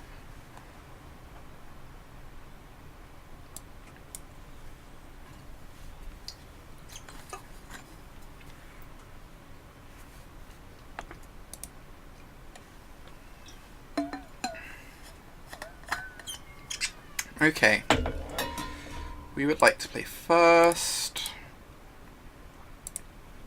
This hand is very unexciting, but not something you can really mulligan in sealed. It's got a 3/3, it's got a fight spell. Obviously, like, triple forest is a bit awkward, considering how many colours we have, but... Ooh, this hand just got a lot better. Slimefoot combos really well with the Omnivore. It's also a nice thing to sink some mana into off the ashes. Mesa Unicorn. 2/2 lifelink is pretty pushed for 2 mana. Just going to cast my Slimefoot this turn. Next turn cast the Omnivore, then I can get max value off the ashes. Like, hypothetically, Slimefoot should keep this 2/2 at bay.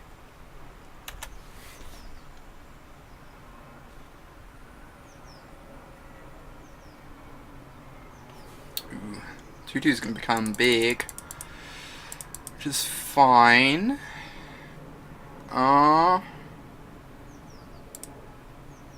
So do this turn. Could almost just Ancient Animus this turn. To get their lifelinker off the table. So they're not gaining too much life off the Jousting Lance.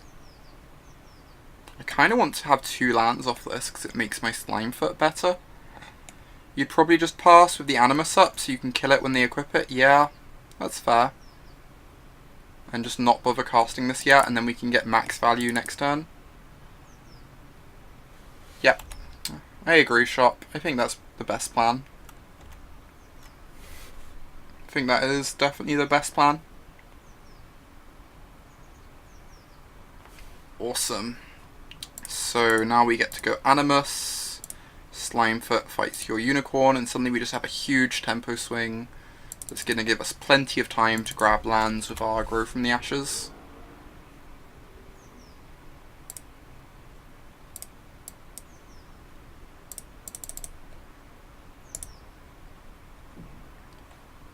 I'm going to grab an island for sure. Question is, do I want the second island or the mana for Teferi? I think I'm going to get the mana for Teferi. Since we probably wouldn't cast Mind Control for a little while, even if we did draw it. And it's pretty sad if our Slimefoot gets exiled by the enchantment, but I feel like we're meant to attack anyway. Obviously there's the enchantment that O-rings a tapped creature, but... Ooh, that's really good. We still get to Skin Witch them. Or do this. Look at me getting the planes. Alright, cast my Teferi. Draw a card. Draw a blocker. That's nice. We get to use our mana now.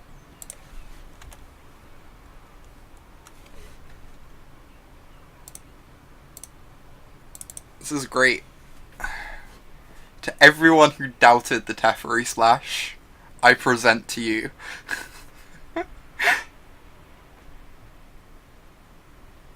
Ooh, this makes a bunch of tokens. For sure, shop. 100%. So we have 6, 7, 8, so we can cast both of these. Hey there, Steven. I guess they can give something first strike, which is annoying. But we're just going to keep drawing cards. Sounds excellent. Yeah, Planeswalkers confirmed, decent, and limited. Apparently.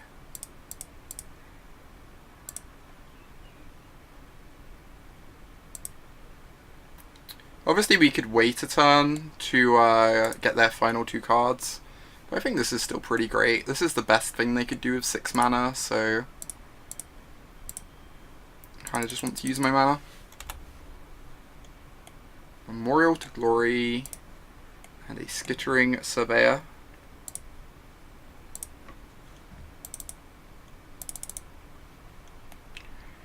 Whenever you draw a card, exile target permanent opponent controls. Oh my god, that would be dreamy. Ooh, they can tap down one of my blockers, but I still have good blocks regardless.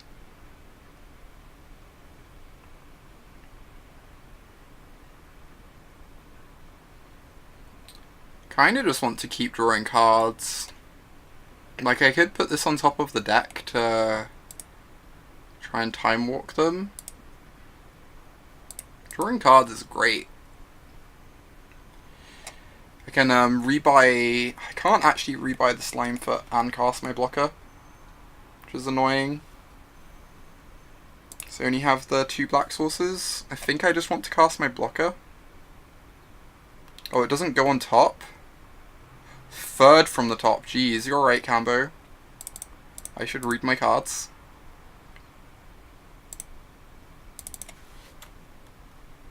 Oh, I can untap my swamp with Teferi here. And untapping the swamp means I can sack this land to get Slimefoot back. And then next turn I get to cast Slimefoot. And Slimefoot should just end this game. Or I guess Teferi is ending this game. Whew.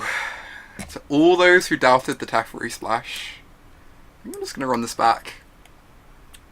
Opponent's deck seems kind of aggressive, but I don't really have that many sideboard cards in these colours. I guess the Radiating Lightnings could be good against them, but we'll wait to see more of their deck before considering swapping to red. With the Llanowar Envoy, which one's the 3/2 over the Scout? That could make sense. This is some mana base. The mana base is delightful, right? Deck is delightful. Life is delightful.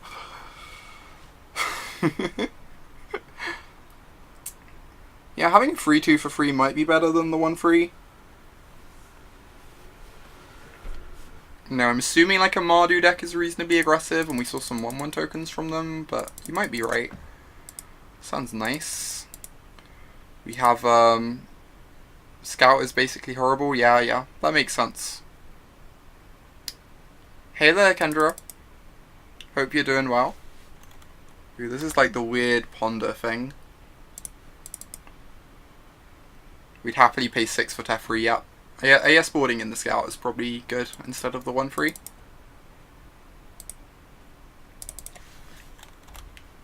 So we need to hit our 3rd land for these Grow from the Ashes. But then we're going to be in a pretty decent situation.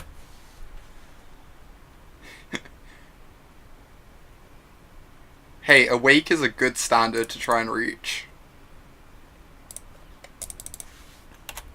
A lot of the time, I do not manage Awake. Imagine drawing the 1/3 in this game. Good point, well made. Yes, we're just finding a swamp here. Hopefully we hit a land so we can double rampant growth next turn.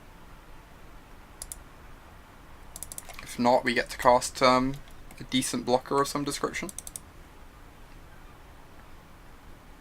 Gorgeous, pretty nice with these animuses.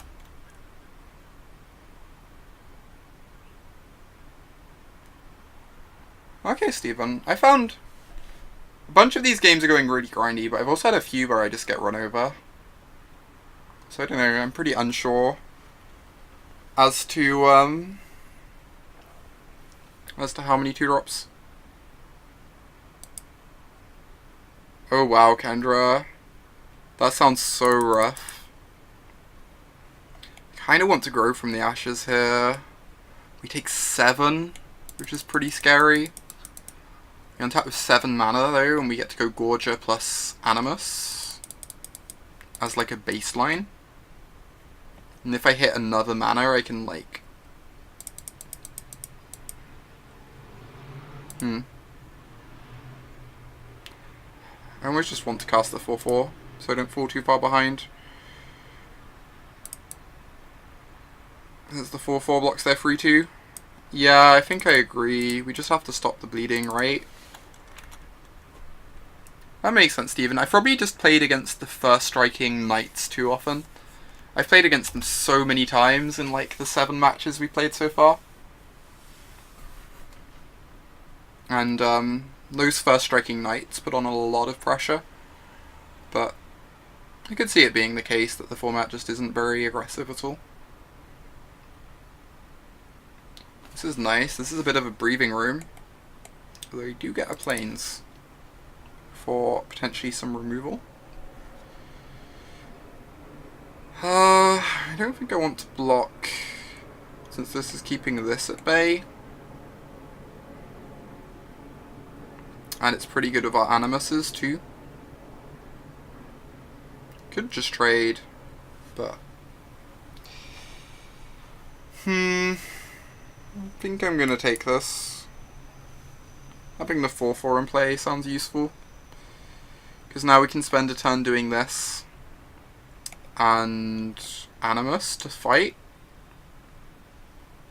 To like, maybe protect ourselves. It's kind of annoying. We only get to get an island or a plains if we want to get a forest. And I think we want to get a forest.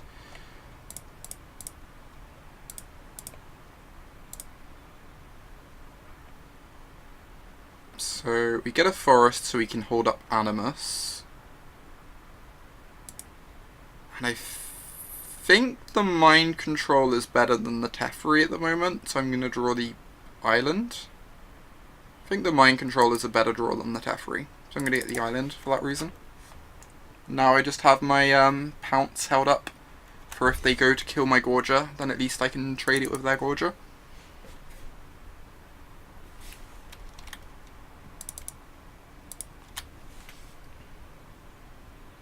They attack the 4/4 again.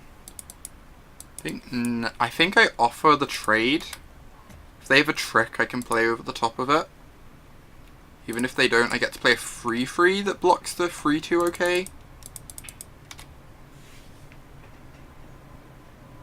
Alright, the passing priority. Now I could kill the 3/2 of the Animus. I think this is fine though.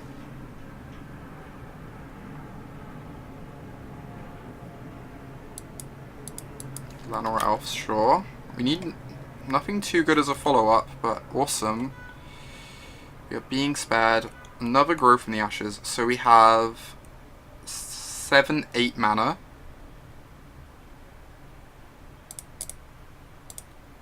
So we can go grow from the ashes. I guess we want an extra green up, right? Want an extra green up. Just tap all the blue.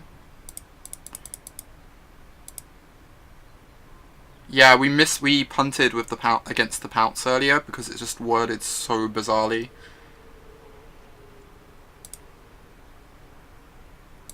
We get these. We can cast our 3/3. It's kind of awkward we don't get to hold the pounces up, but if we get to untap with our 3/3, we're going to have a lot of mana to do stuff. We're going to get to equip the Black Blade to it and have a 13/13. What does this do? Top 5 cards, reveal a creature. That seems pretty good.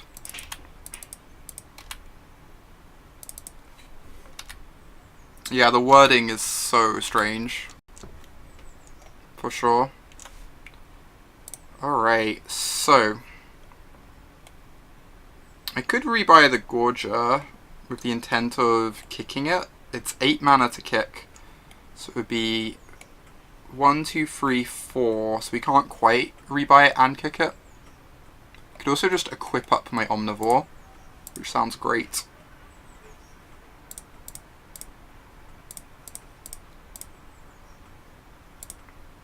I'm holding up double pounce now with my 13/13 in play. Ugh. I mean, their creature still dies here. This is fine. And then we get to spend the rest of our mana rebuying the Gorger with our Memorial. And it's not sorcery speed, so we can just pass the turn here. I don't tend to update it with the limited deck lists, because it's kind of a pain exporting them. I'll take a look and see if I can do it later, but I tend to use it mainly for constructed deck lists.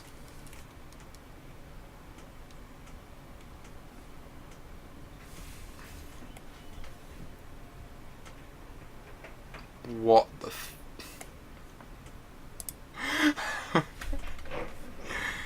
Oh, I'm so dead. This is great. Oh my god. Armageddon, yo. Armageddon. Hey there, Doctor. Wow. Alright. Those were most of the mana producing lands in our deck as well.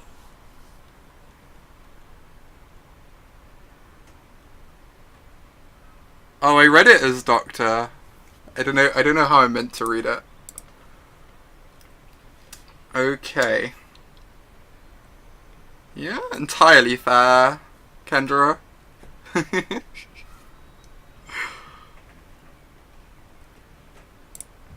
think we're probably losing this. I get that suspicion. This card's pretty busted against our deck. Yeah, the Black Blade's looking kind of orc for sure.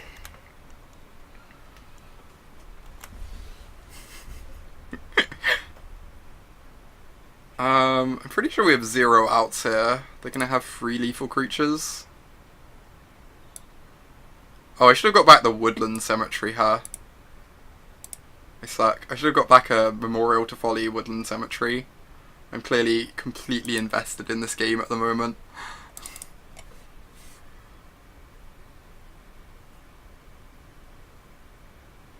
Yeah, we're quite dobs, for sure.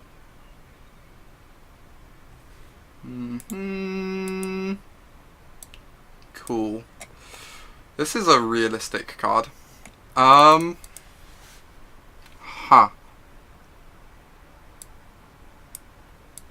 Don't know that there's much we can do against that card though. Like I can't really justify making my deck less greedy. That just doesn't sound fun. Let's cut the Llanowar Scout for the Envoy, like people were suggesting. We can just never beat it. Yeah, I think you're probably right. We don't even have a counter spell for it. Alright.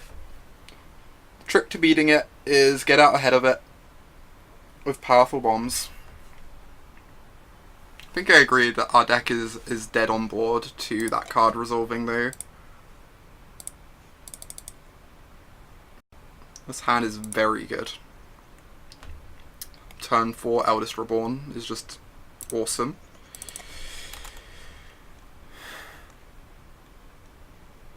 we play Teferi on turn 3.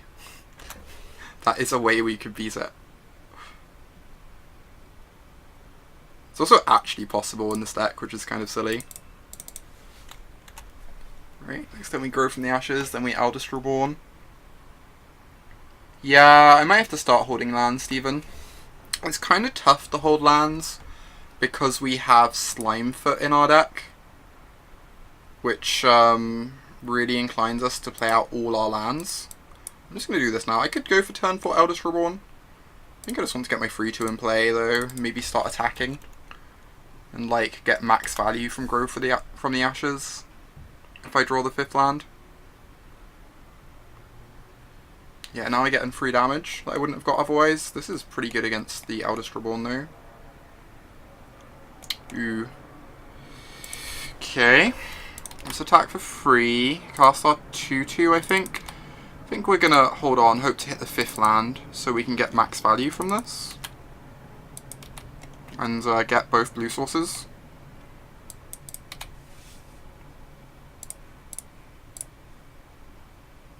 Like, obviously we could go this into this, but I think we really want to get both blue sources off this Grow from the Ashes if we can. Gaia's Protector, sure. It's not too scary. Awesome. Great draw. So, can attack with both my creatures. I guess I could hold back the ooze to block this, huh? And just attack my 3-2. Pretty happy trading the ooze for their 4-2.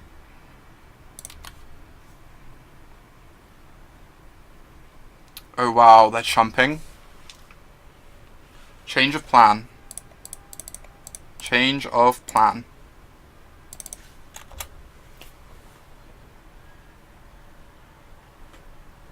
That chump was unfortunate.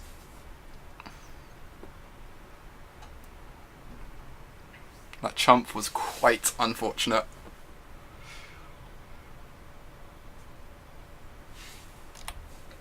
Ah, we need the blue source for our Teferi. So close though, so close. To attack with our 3-2 here. And then Grow from the Ashes.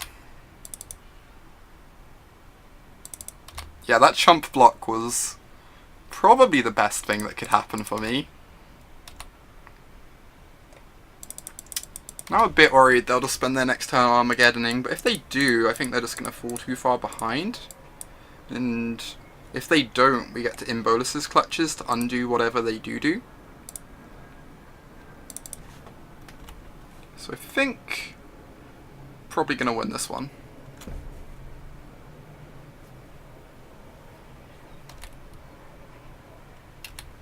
People said this mana base was too greedy. I did say that, Felix. I did say exactly those words.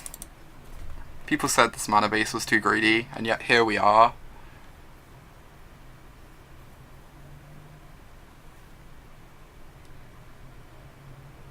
Broken Bond. Rude.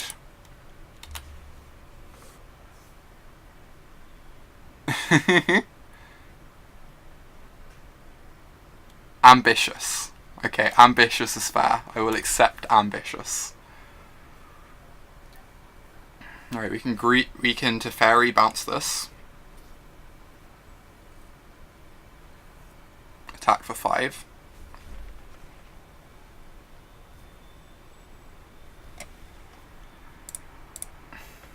I guess we attack for 5 first. I could just hold back the 2-2 to protect Teferi, though. Teferi.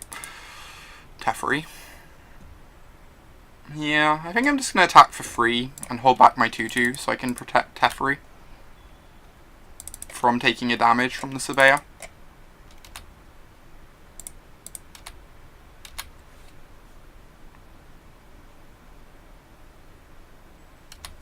Alright.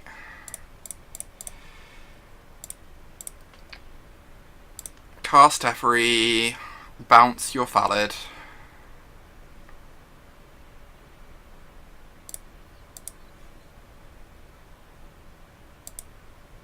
If they kill our ooze, we can use it to kill the Surveyor with our Animus.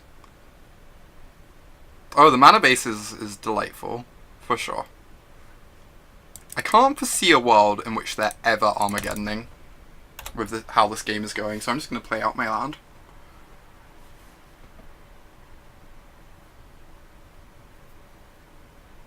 They're probably going to try and kill the ooze. No, they're not. They're just going to attack or pass the turn. Also good. Also good. So let's draw a card. Okay. So we could suit up something with Blackblade, and then untap end of turn with Animus. I don't know what instants there are here in the format. I think I'm just going to suit up with Blackblade. That seems kind of great.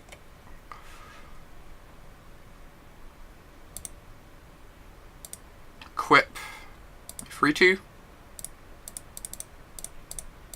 And then end of turn, we get to untap 2 lands to hold up Animus because of Teferi's ability. I should learn the tricks at some point. You're not wrong.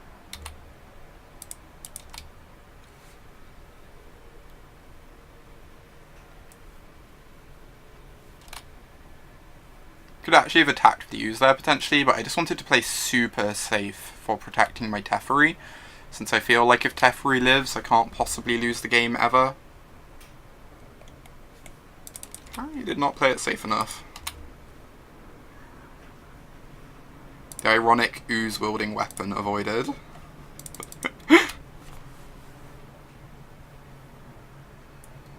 That's cool, Doc. I've actually, I've got a page open for it. I've just not bothered learning them yet. I prefer to, like, learn some of them naturally, and then just figure out the rest, like, once I'm a bit further into the format. This is interesting. I can block one, fight another, untap, steal the Slimefoot. Song of Freyalise is very dumb, Kendra. Song of Freyalise is a very silly card. Yep, exactly, Cambo. If I run face first into them, I'm gonna remember them. Is my experience. I guess I do it this one to play around Gideon's Intervention, or whatever it's called. Gideon's Reproach. And then I can steal the Slimefoot with my control magic, and I get to keep Teferi in play this way if they don't have a pump spell. I like to learn which blowout tricks exist the hard way. Pretty much. Broken Bond, my sword! No! No! How can I possibly win? Cannot conceive a way that I would possibly win this game. Might be at the point at which I can stop playing out lands. They're still just not going to Armageddon me ever, are they? I want lands in play for Slimefoot. Yeah, yep.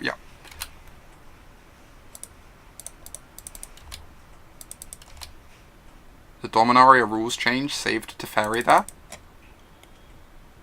Why did it save Teferi? I'm not sure I understand.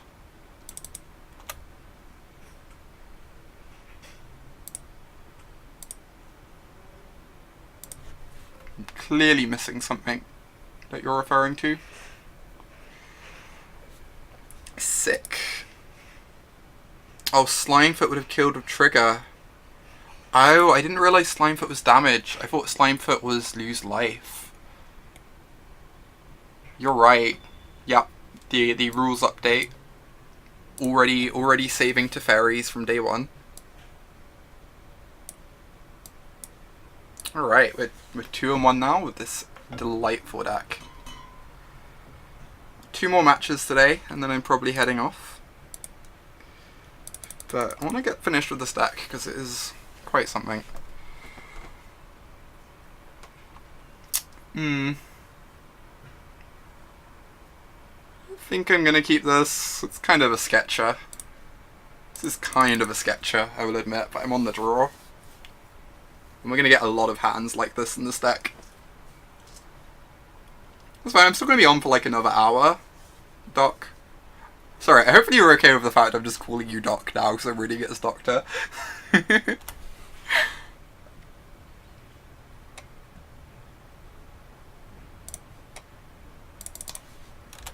So I'm still going to be on for another hour or so.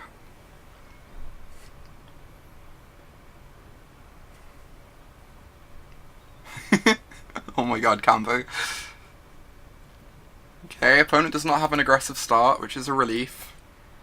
Because we are not equipped to deal with an aggressive start. In the slightest.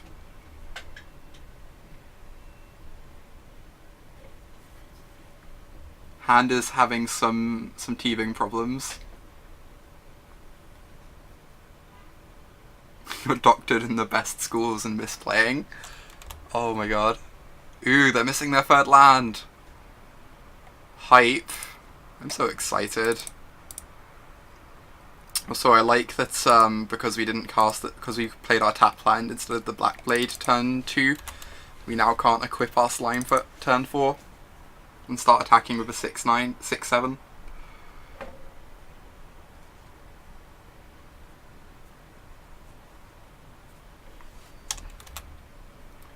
Right, now this turn we can land our Black Blade and hold up our Animus.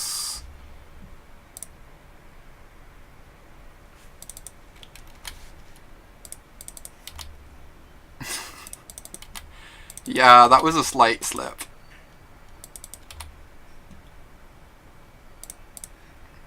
Get down Black Blade, hold up Animus, threaten to kill whatever they play.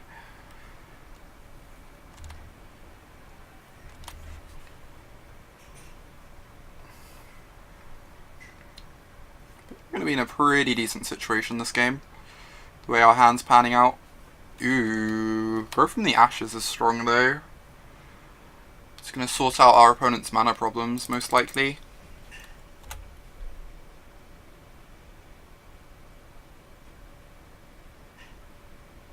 We have a Growth from the Ashes. I could cast that now. I don't feel like I'm in any rush to, and I kind of want to get both lands off of this. So I think I'm just gonna suit up my Slimefoot and get bashing with my 6-7. If they don't have an Eviscerate, the 6-7 is going to be fairly hard for them to deal with, and it's going to become larger off the Growth from the Ashes next turn, hopefully.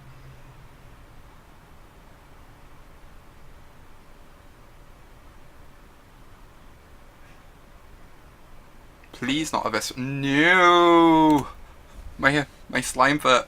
We can reanimate the Slimefoot later at least. That's good for us. Interesting. I mean, sure.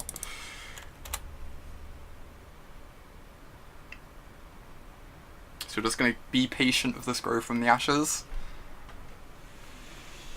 Means it might not get past for a little while, but that's not the end of the world. We've got like Verdant Force to ramp up to, so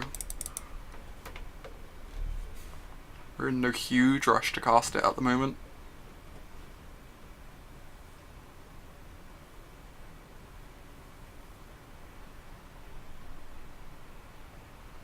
Dark Bargain is a very powerful card, but opponent's falling behind a bit at the moment, so it might be a bit slow.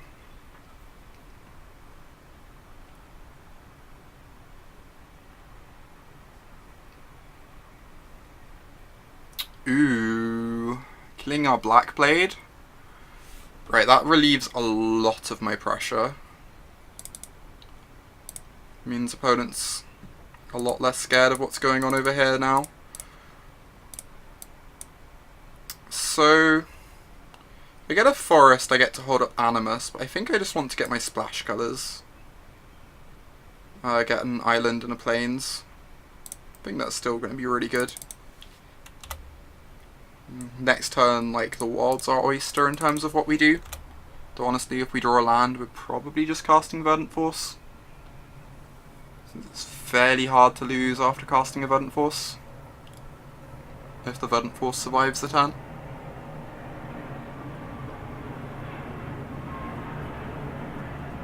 I say getting the Eldest Reborn on board would also be really exciting at some point. If they cast something scary here, like a big flyer, we might still just do that. Primordial Worm. Okay. That's a big one. That is a creature that gets brickwalled by saplings. Look at this card being quite bad. No one's ever beaten a Verdant Force. We beat one earlier, but it involved our own Verdant Force, so I don't know if that counts.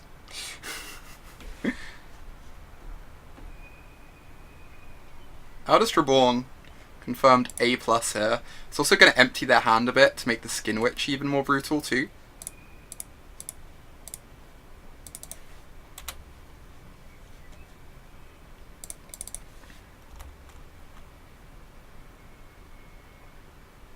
God, I hope I open 3 copies of Grow from the Ashes in every sealed pull. This is beyond delightful. Just, like, full 4 colours.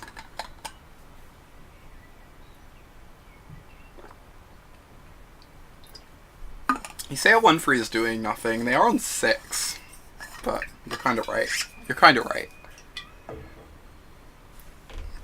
We did not, Stephen. Mistakes were made.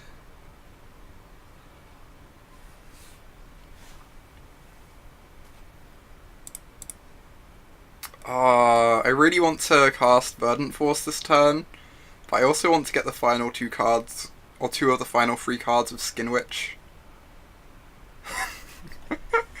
Clearly not. That's clearly all that the Verdant Force is. Yeah, I'm just going to cast my Skin Witch. I don't want to miss out on this value. Really?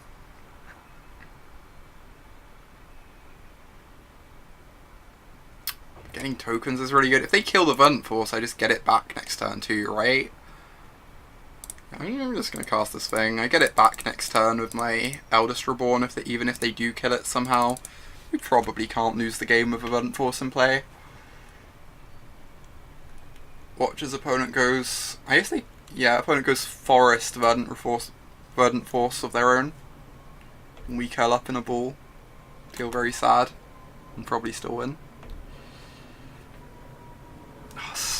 Look at this combo deck. Slimefoot plus Verdant Force. Make lots of blockers and then drain your opponent with them.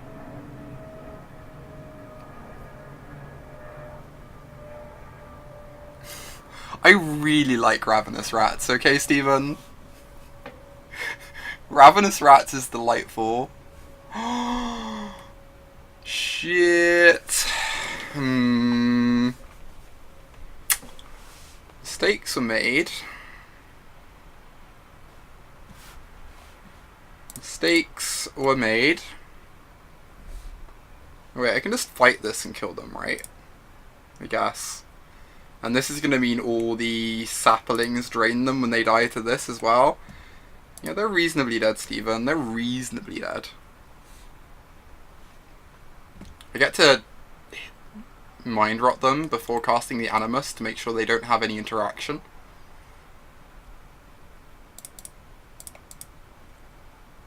They are dead in all directions, yes. Agreed.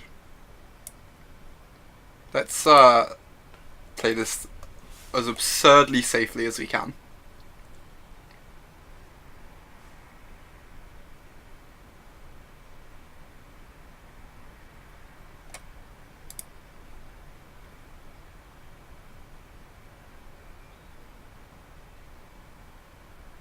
Ooh, what is this?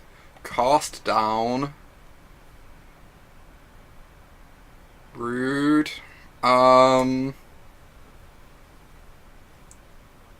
kill their 1/3. And then attack for 2. And then next turn they take 2 off the scriptures. Killing my things.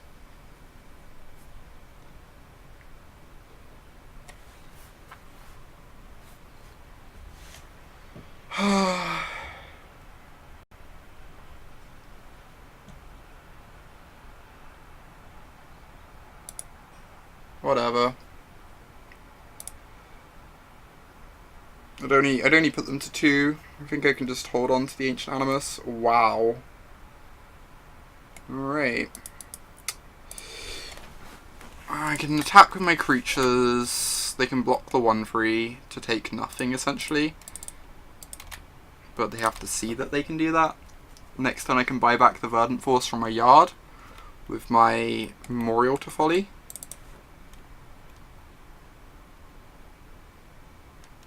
Wow, this is the incorrect block, right? Since the sapling is going to die anyway, and I get enough free damage off my Llanowar Scout that I shouldn't be getting.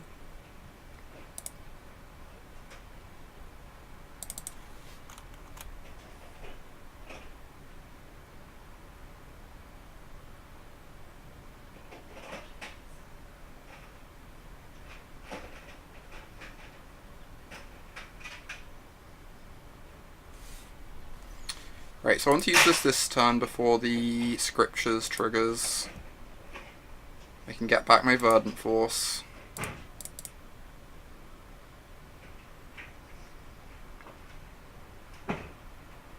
They take 1 either way. Oh, they do, you're right, Stephen, I'm being silly. I'm being silly.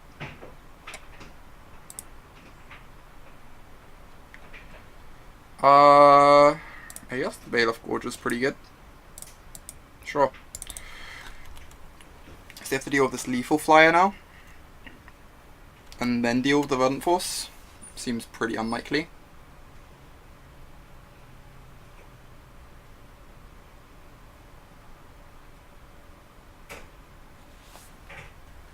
Opponent is trying their damn hardest, let me tell you. Putting up a fight.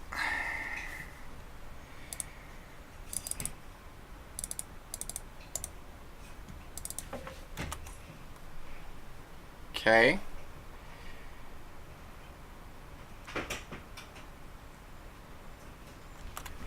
So what are we discarding here? Probably the Knight, I guess, since we want the fight spell to threaten lethal.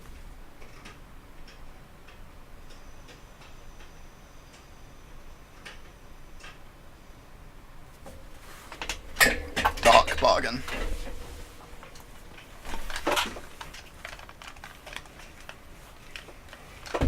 Yeah. Super dead. Alright. So, I think we cut the 1/3, because it is awful, obviously. I guess just play this 3/2, like people are suggesting. Honestly, I don't think there's anything we really want to sideboard here, other than that. Yeah, let's just run this back. Pretty happy with the 4-color build instead of the Jund build in this matchup, since they don't have many Exons we care about, and they're playing a long game.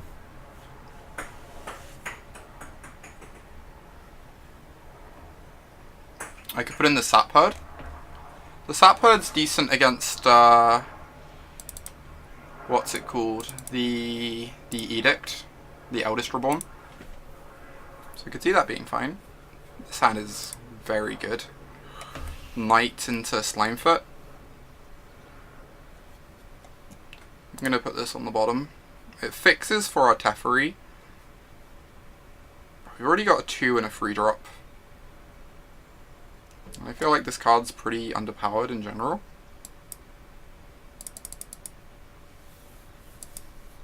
And there are lots of cards that fix for our Teferi here, since we've got the white mana, which is the rarest colour in this deck.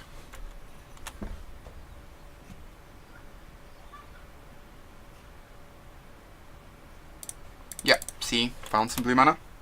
So we're fine. We could have a turn 4 Teferi here. If they don't play too much to pressure it.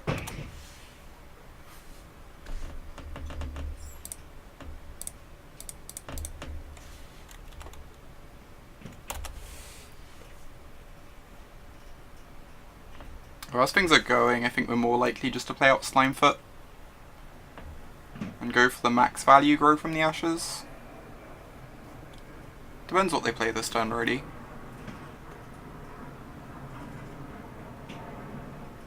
Oh wow, okay, I'm absolutely going for the turn 4 Teferi now if they're just Dark Bargaining this turn. Since they'll play a creature out and we get to immediately bounce it, and then be in a great position.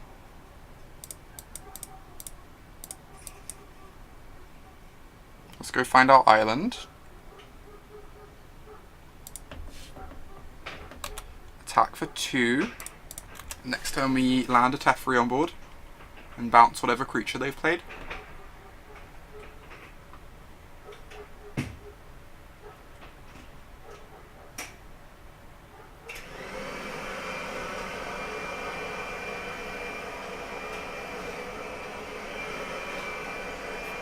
This is fine. They get to kill this, but then we get to land Teferi on an empty board, which seems excellent.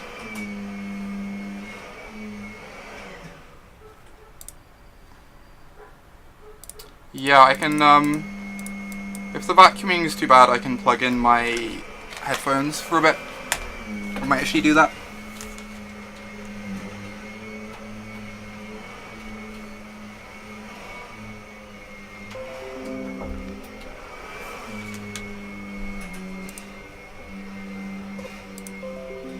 Okay, so now the mic should be off of this. I don't know if the mic's too loud like this. Let me know how this sounds. But this should make the vacuuming noise like much less discernible.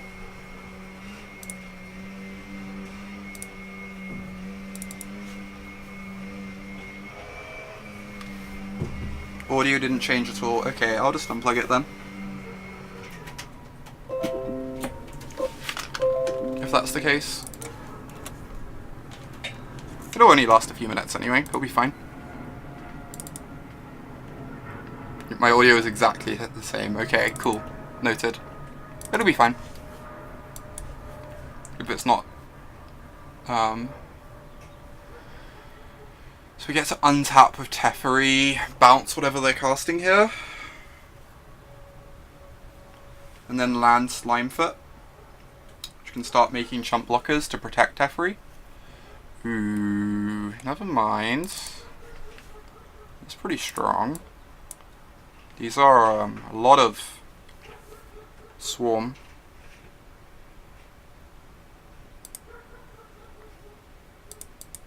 That was totally a sentence I just said. Right, let's cast the Slimefoot, cast the Llanowar Elf, and then the Teferi is going to untap 2 lands, which means we can activate the Slimefoot, which means we can make another blocker to protect our Teferi.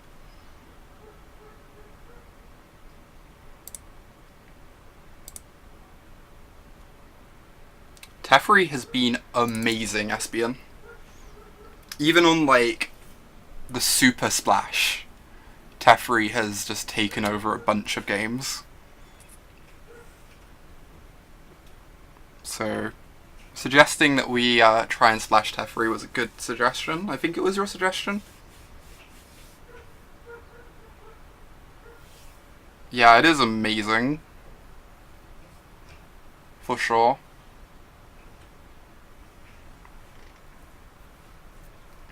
They attack with everything. We can block 3 things, and Teferi only takes 2. We have to chump the knight, but a sapling chump attacks into the Slimefoot, so it's all kind of the same.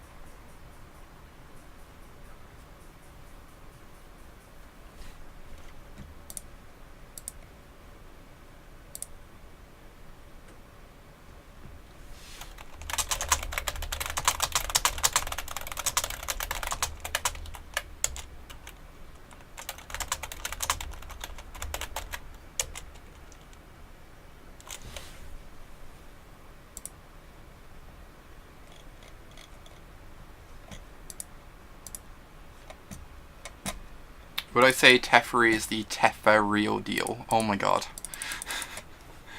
That is an upsetting phrase. They're rebuying the Eldest Reborn, but that's not the scariest thing in the world, because we got all this token production. Here's a Llanowar Scout. That's fine. We get to make a sapling.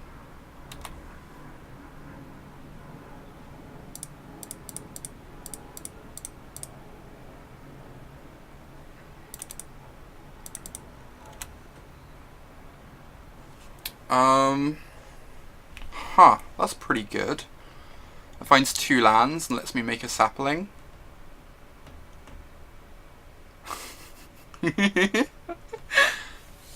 Oh my god, Emma. I could,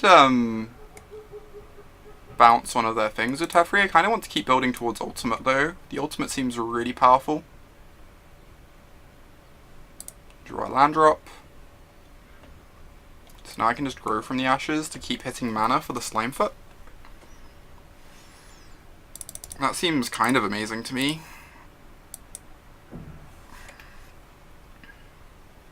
So we get a forest and a swamp. I guess we probably just wanted 2 swamps, huh?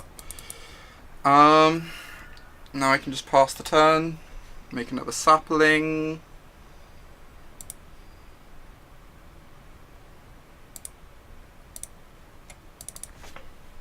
So I can only make 1 sapling this turn still, but next turn I'm going to be able to make like 1,000,000.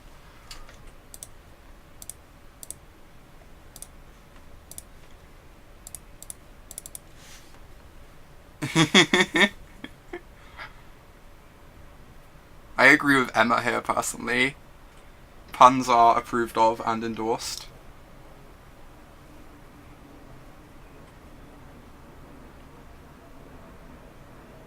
You're something of a true shame nemesis. Oh my god.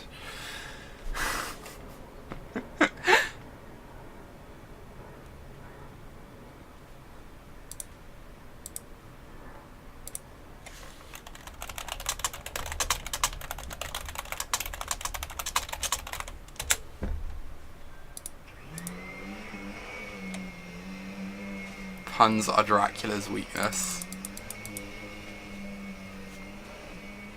I don't see the... I'm imagining there's a pun there that I'm missing out on, Maverick Girl.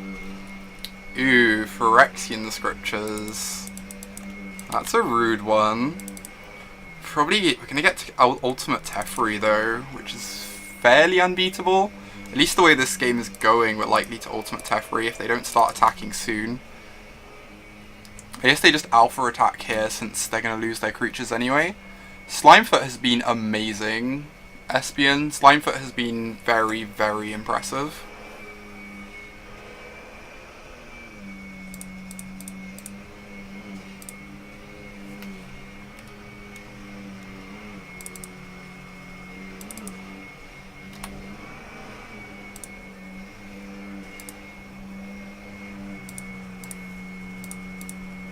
Right, just block their things with my things.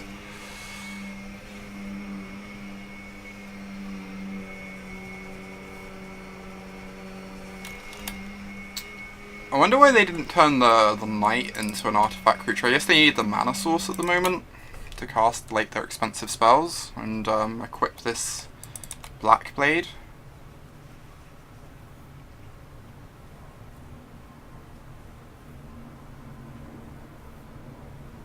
I'm kind of tempted to just like time ebb the Phyrexian Scriptures.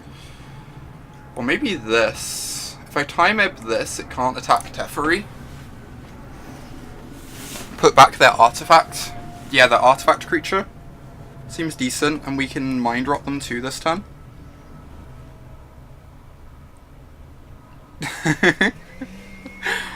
Oh my god, Espion. Alright, I'm gonna do this. I want to get their final 2 cards from their hand.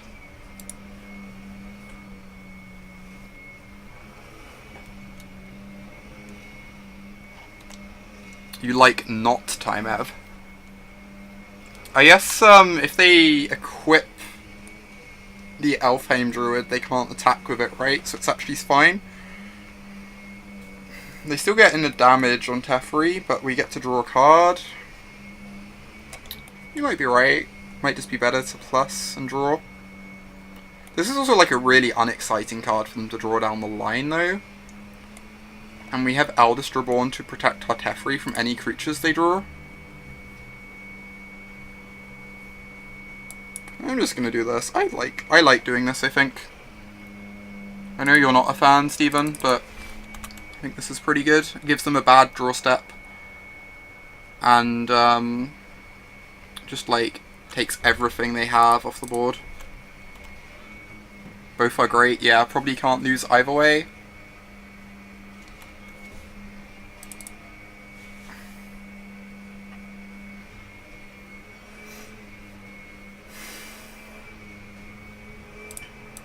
Oh my god. Get to untap an edict, yep, exactly.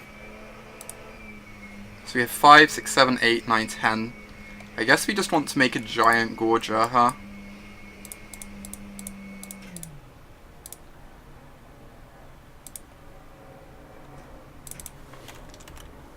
And then next turn we get to make a whole bunch of saplings that defend Teferi really well. And edict them if they play a single creature.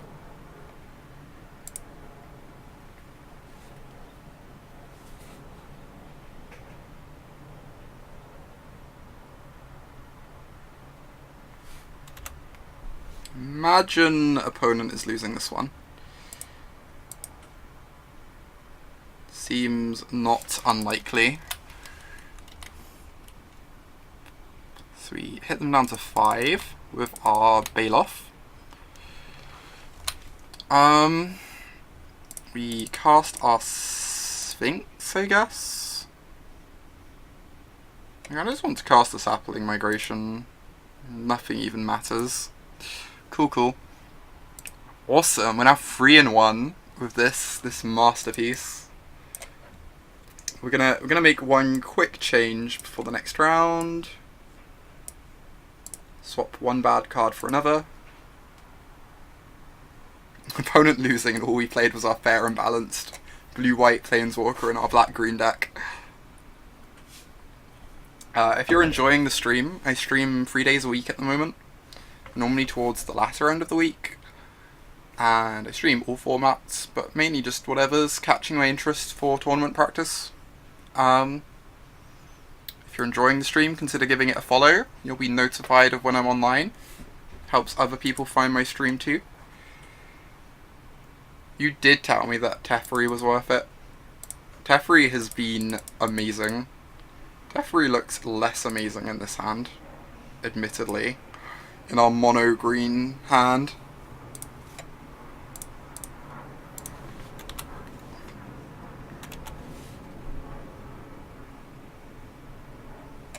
Ooh.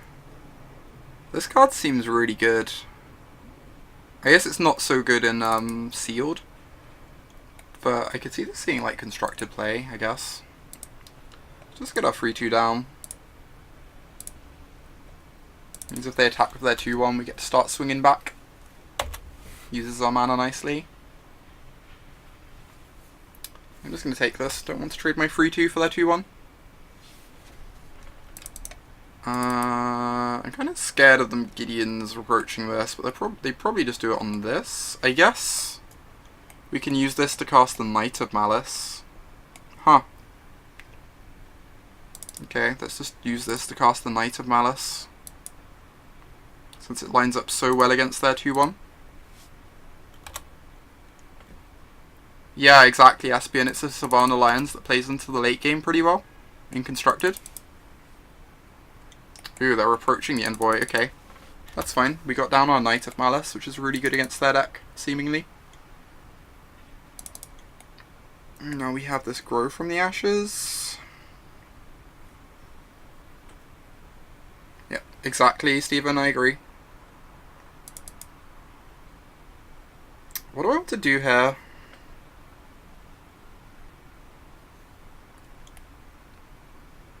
Holding this back only stops 2 damage when we could be getting in 3.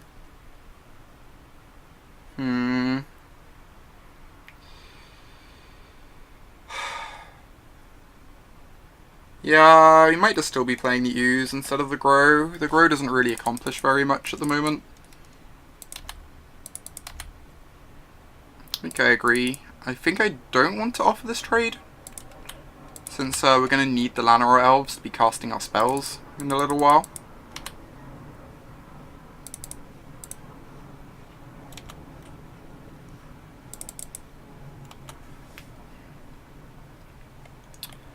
Okay, things just got considerably more scary. Banalish Marshal is a good card. Jeez. I think I'm still going to grow from the ashes here and find a swamp for our Slimefoot next turn.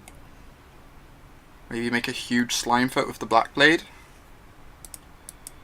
But this is getting tougher with the Banalish Marshal in play. Luckily we have the first striker, but they're still going to be hitting us in the air for a lot quite quickly.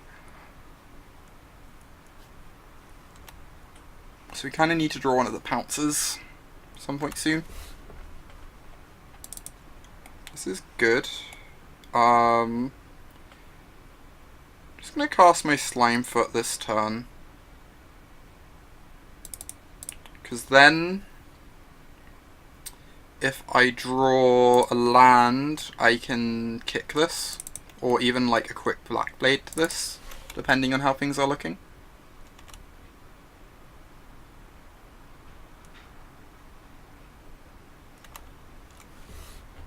Right, we're going down to 9. Scary. Oh my god. Juggernaut.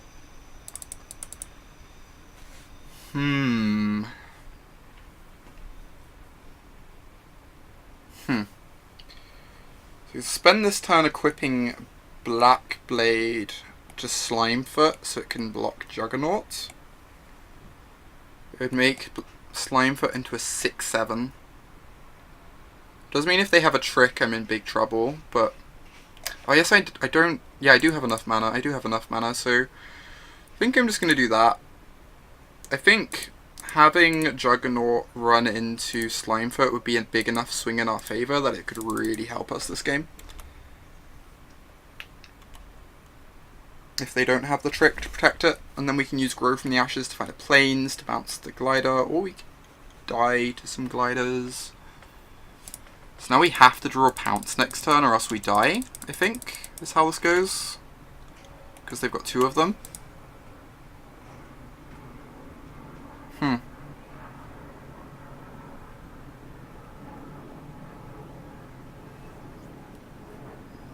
Interesting.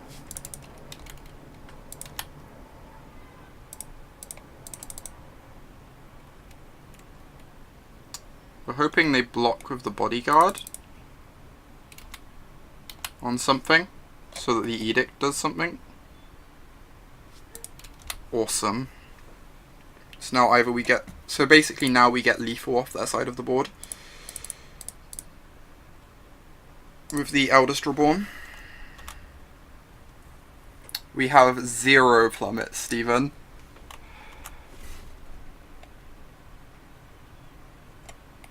Scary. Okay, I don't think Swamp does it. We have... Oh, we can get 2 lands with this.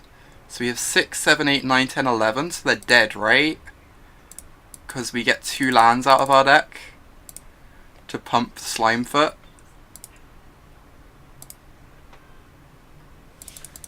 Wow, how on earth did we win this game? Whew. Trying to like trick our opponent into chump blocking last turn really worked out very nicely for us. So we don't have any plummets in our sideboard. I might honestly want this, one of these 2. Yeah, Black Blade is quite delightful, for sure. Actually, you know what I want to do? I want to board into red. I have enough time. So I get these Radiating Lightnings.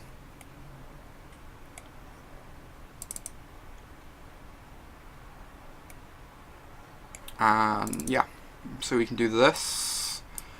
We can cut these islands and this plains and a forest and add some mountains and cut a Grow from the Ashes. Seems pretty good. Because the Radiating Lightning seems really good against their deck. They have lots of X1s. Equipping Black Blade to the Weatherlight, that sounds slightly unreasonable. I think I want another mountain. This seems pretty good to me. Alright. Somehow won the last game, because we got the opponent to chump block when they didn't have to. This hand is pretty good, I think. These seem good against our opponent's deck. And we've got Slimefoot on free.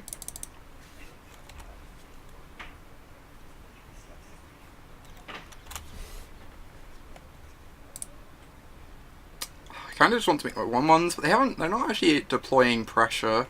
If I play the Black Blade, I can curve Slimefoot into Equip Black Blade and get some pressure going at them.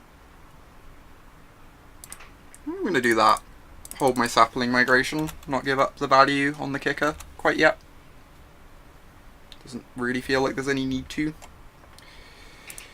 Ooh, I was going to cast Slimefoot. I think I'm just casting my blocker now for their Banalish Marshal.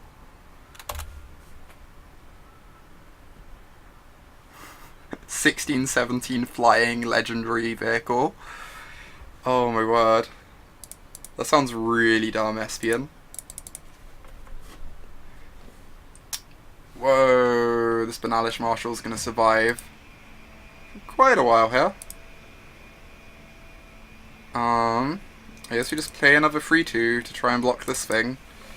It's really awkward. These Radiating Lightnings seem amazing against our opponent's deck, as long as they don't draw Banalish Marshal. But when they do draw it, they're definitely a bit worse. Alright, I'm not gonna block this. I guess this is a shield for the Marshal, so taking this down is probably good regardless. With our Envoy. Kinda makes sense. Sure, I'm gonna block then, on that basis. Now I can cast a 4/4. That just dominates the ground against their 3/3. The Healing World I write. I who will never be healed. Let my last gift. That's actually kind of amazing, SBN, yeah. That's really good flavor text. Let's get our 4/4 in play. They need a trick to get past this. And they're struggling on black mana again because of the triple white on Banalish Marshal.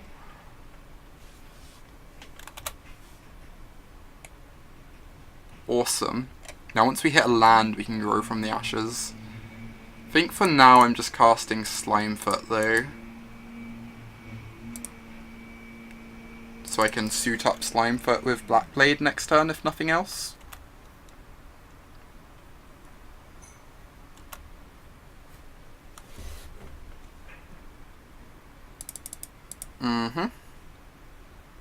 I think that's what I'm doing. I think I just want to suit up Slimefoot and start hitting for 6 a turn. Pressure my opponent. Even if they deal this Slimefoot, I have a backup, and it means they're not dealing with my 4/4. That's keeping their board at bay. Yep, so they dealt with my Slimefoot, but that means I can just cast my backup now, which is nice.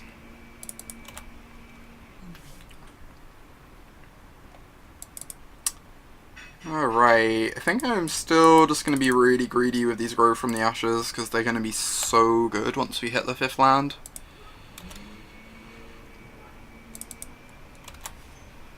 But, if we don't draw land next turn, I might cast one.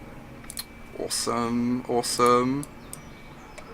Let's just cast this. Dealt with our Slimefoot, but we have Slime Feet.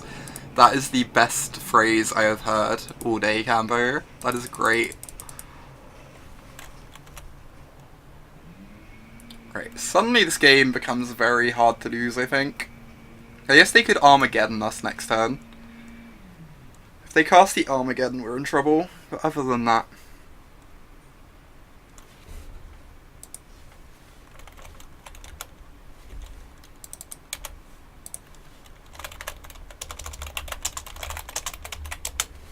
Ooh, they found a swamp.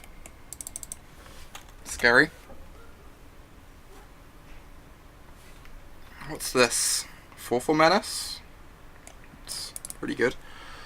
So we just get to grow from the ashes again. And then suit up our abyss.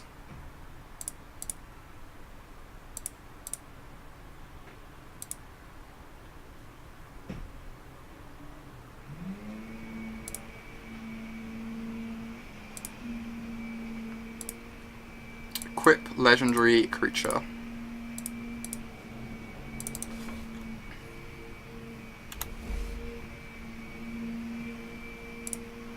Attack with my 11/12.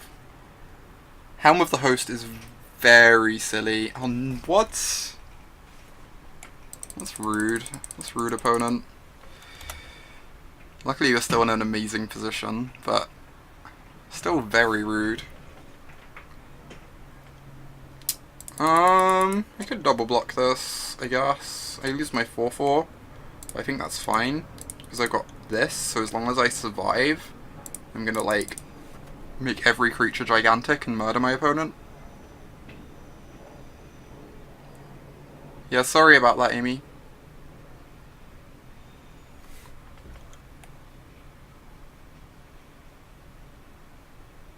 That's interesting. They're gonna get 6/6 flying trample. We can get their final 2 cards with the Skin Witch this turn, so we're absolutely doing that.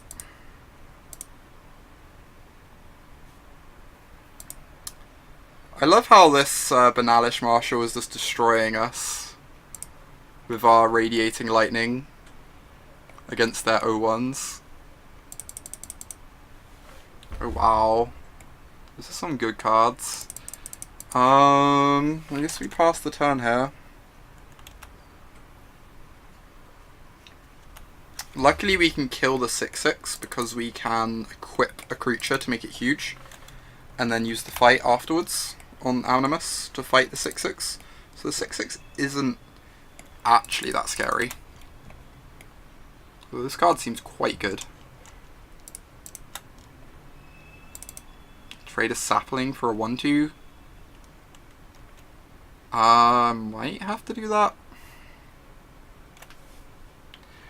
I guess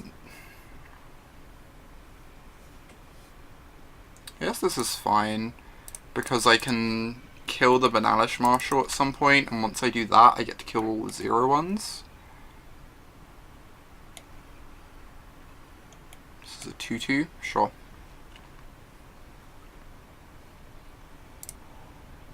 So we have 5, 6, 7, 8, 9, 10 mana. We can...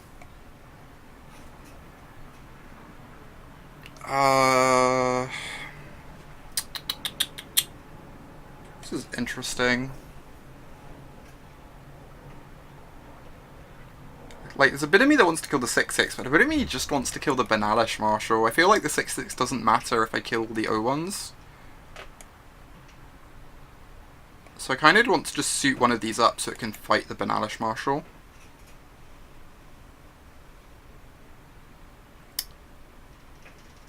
Wish I had like a mana more, then I could go Fallid Omnivore, sack something. Fight, cast Radiating Lightning this turn. Yeah, I think I like the idea of just killing the Banalish Marshal, Stephen. Sounds really good. And then they're going to take a bunch of damage off their demon.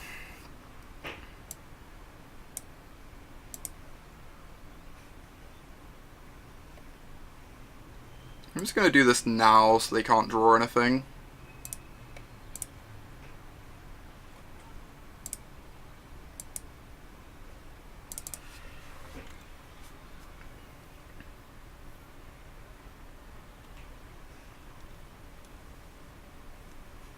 I could attack to chew for a blocker, but I think I'm holding it back on defense this turn since we're killing the 1/1s next turn anyway.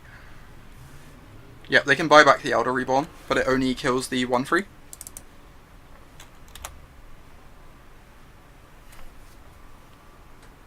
What?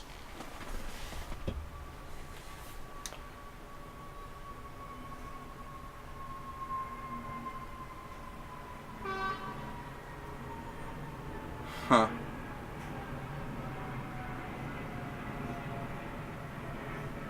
Okay. That's, annoying. Jeez, these Banalish marshals are amazing. I don't think we can win the game anymore. Feel like we probably can't.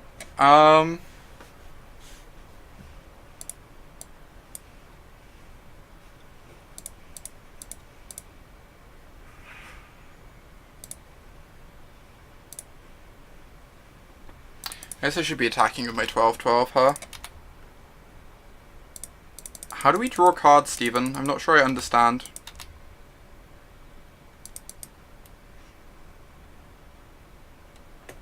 Like, we make saplings, but they only gain life for us. We need removal for Marshall. Yeah, we do. Once we find removal for the Marshall, we're in a decent spot.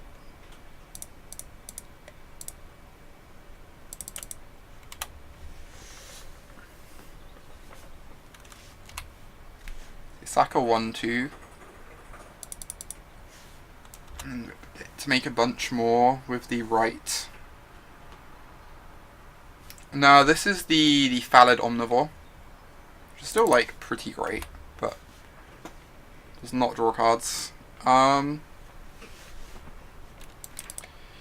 I keep attacking with my 12-12.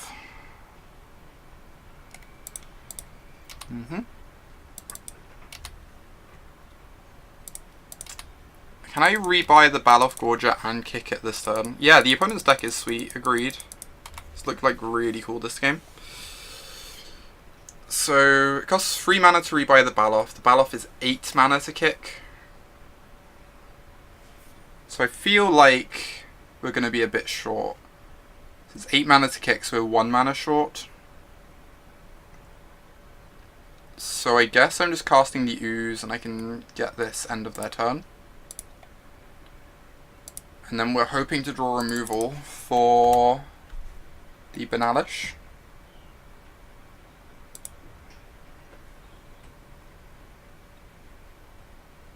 I might be swapping back into the 4-color with the blue and the white, since the Radiating Lightnings are really strong against their deck when they don't have a Banalish Marshal in play, but they have at least 2 Marshals and lots of ways to protect them.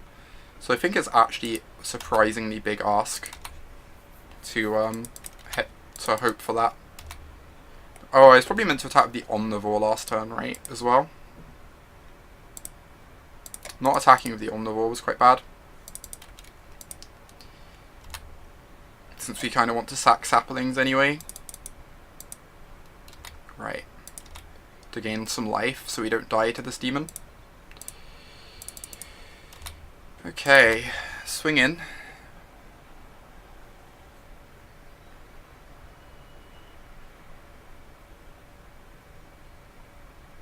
Get rid of 2 clerics.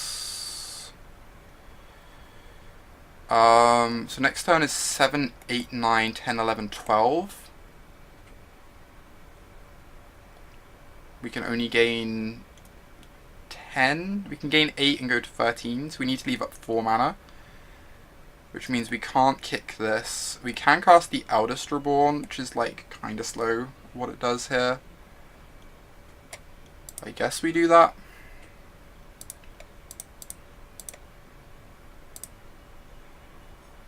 Like, making them sack a creature doesn't achieve that much, but... Oh wait, they have 2 demons now? I'm being stupid. Ignore me. Alright, opponent's deck was quite strong that game. I think I want the blue. In the end. Like, the red's decent when they don't draw a Banalish, but when they do, I think the blue is going to be a lot more powerful. So I'm just going to bring all this stuff back in. Bring our lands back in. So we had 2 islands, a plains. I think we had an extra forest. 1, 2, 3, 4, 5, 6, 7, 8, 9. I think we had an extra forest. And then we had a grove from the ashes. Is there anything else we want in this deck, considering what we've seen from theirs? I don't think so.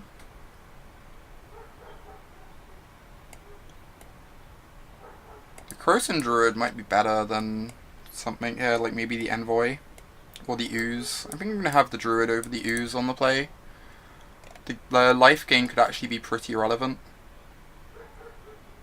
We'll run this. Oh, Journey Mage. Oh, you're right. I didn't think of the Journey Mage. You're right. We should probably have the Journey Mage in our deck right now. I think it actually does seem quite good. Yeah, I agree. This hand's quite nice. If we hit the third land, the Grow from the Ashes is going to help fix us. We've got some very powerful cards here.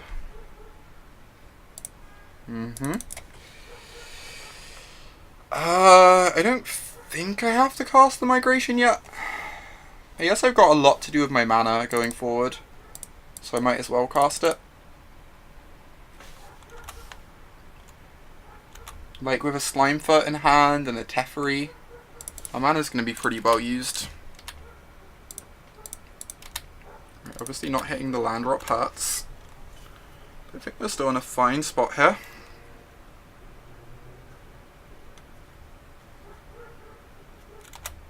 Opponent is discarding.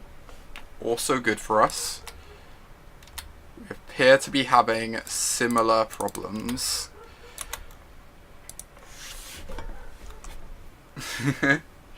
Deal.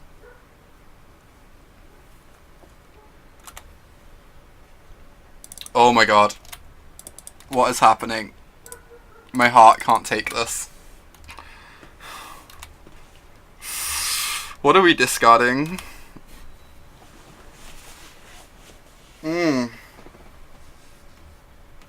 Yeah, Grow from the Ashes is sweet, Espion. I've been really impressed with it. I kind of want to discard the Druid. Yeah, the Sphinx is also a fine discard.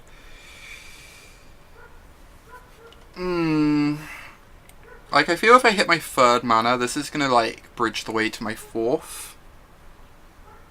So I'm not too worried about the Druid, the empty one. Yeah, I think I agree, Steven. I think I like pitching the Druid. It's our weakest card, and if we hit our third mana, Grow from the Ashes bridges our way to the fourth. So... oh my god.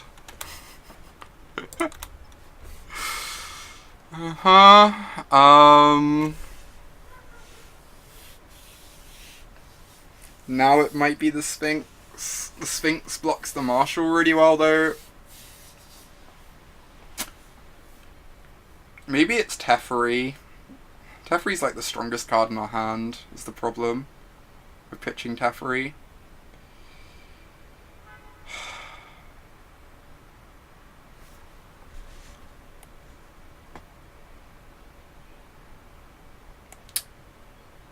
Maybe it's a Grow from the Ashes. Since we've got one Grow already, I think I'm going to do this. We're hoping to hit lands off the top anyway. We can't afford to tap out for too many Grow from the Ashes this game. Yeah, Agoros is also a fine discard as well.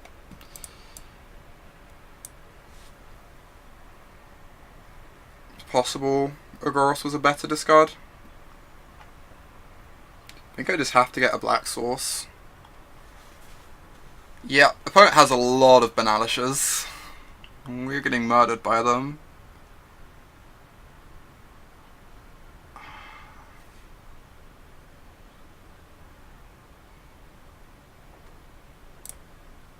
I don't see that getting a black is actually getting us back in this game is the problem.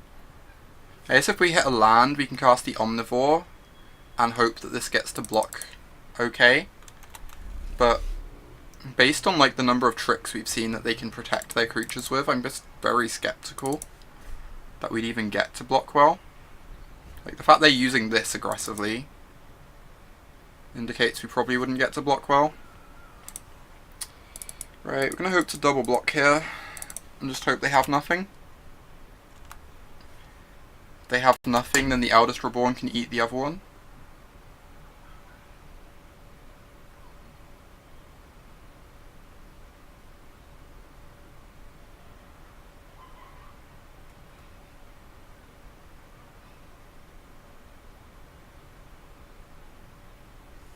5/5 menace.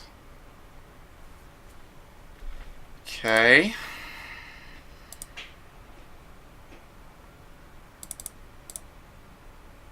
Guess I'm casting this. It's like the sort of swingy effect we need to get back into this game, right?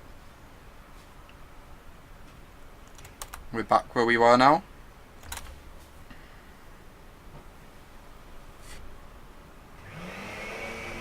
Yeah, the double marshal is kind of a beating.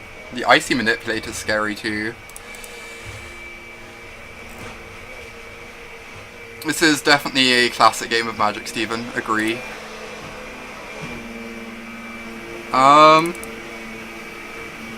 Guess I cast my 4/3 since it can trade with a marshal.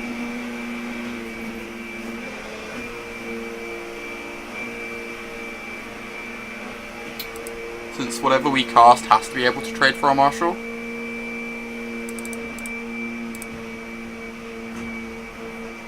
Yep, I guess that's the case. Clinging on, trying our hardest over here.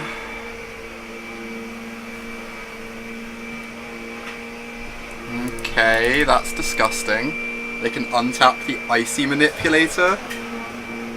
It's also just a 2-mana 3/5.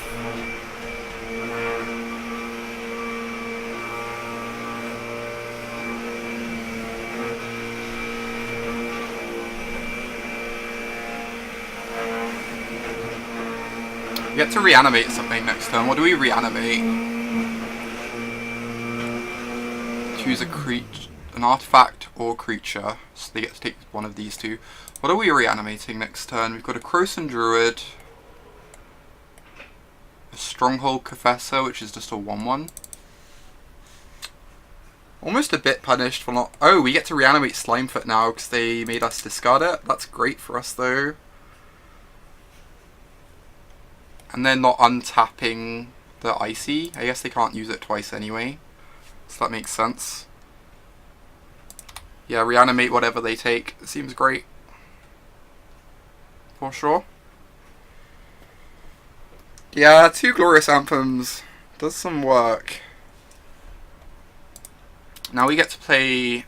Ooh, can we kill something meaningful here? We can attack with this and get a card from their hand. We might just die if we do that.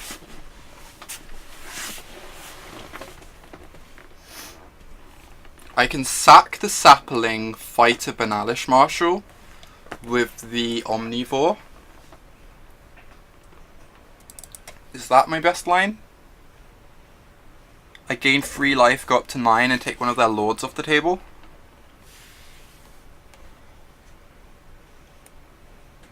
That seems pretty good to me. I'm going to go to combat and see what they do. So they're probably going to tap this down. Yep. And now, whilst they're tapped out, I get to go... Yeah, I like the Animus play too. It seems really good to me.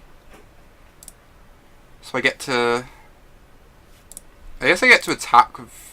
I'm probably not attacking though. I just need to survive here. My late game is so good, I just need to survive.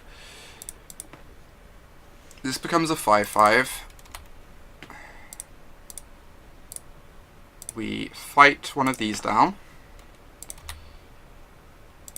I'm not going to attack because I just need to survive a little longer whilst I get the Black Blade set up.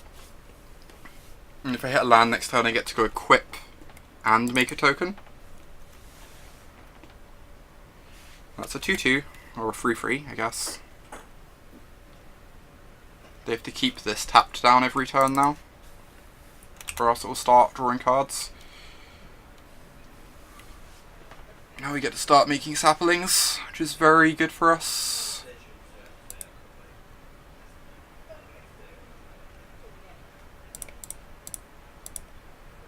So I can equip Slimefoot, move to combat. They're going to tap down Urgoros.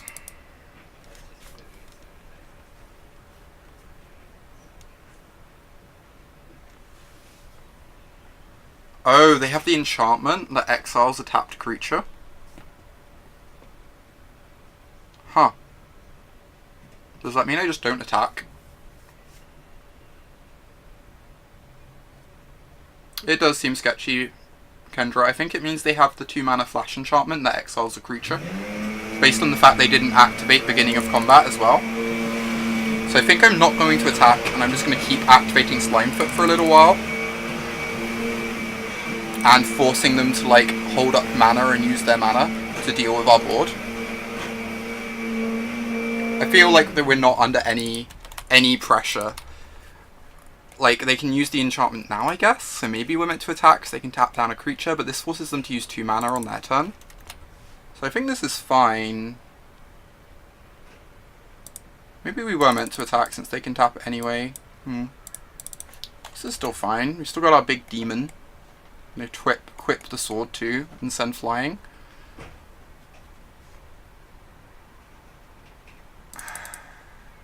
If we hit a land, we get to go Sphinx plus equip, which is really good. I guess they get to keep this under control with the IC, because they can untap it with the Servant now.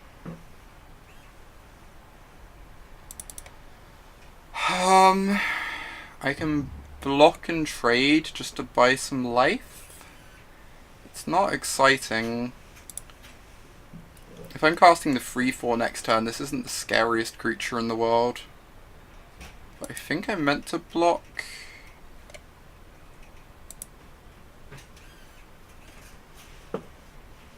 Now they get to untap the IC here. Alright, we can play 2 creatures this turn, and they're going to tap this down to stop it attacking. And both these creatures are excellent on this board.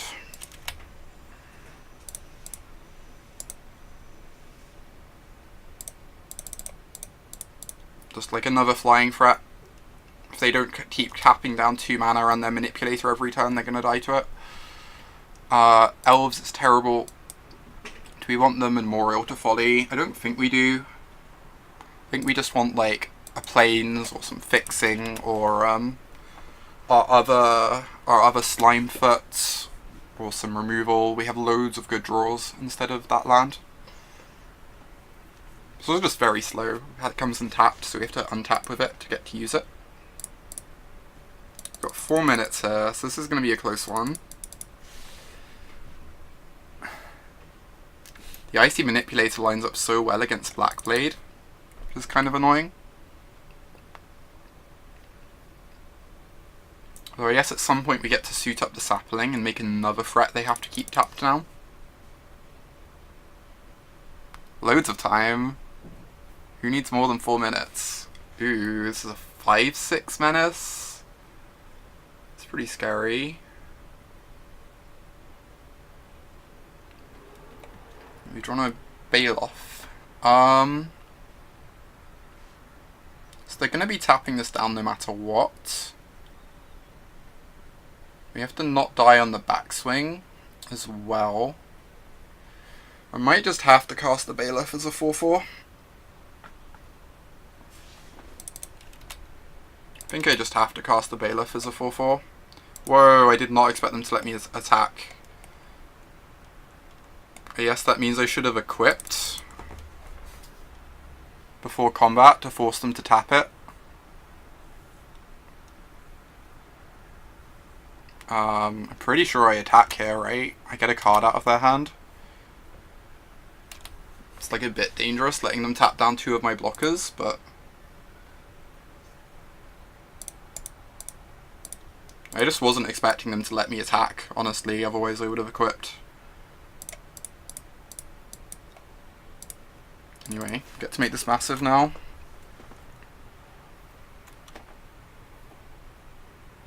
So they might get in a decent hit here, but they're under a lot of pressure on the way back. It's not even certain that an attack is actually good for them.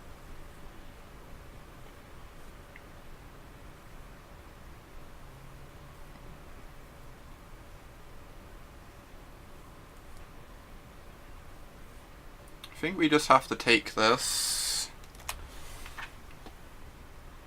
It doesn't make an individual creature lethal, which is good. Oh wow. Just casting everything. This is a good draw.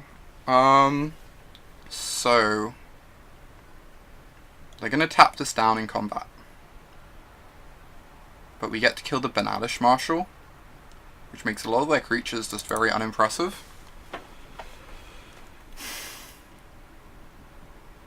Okay.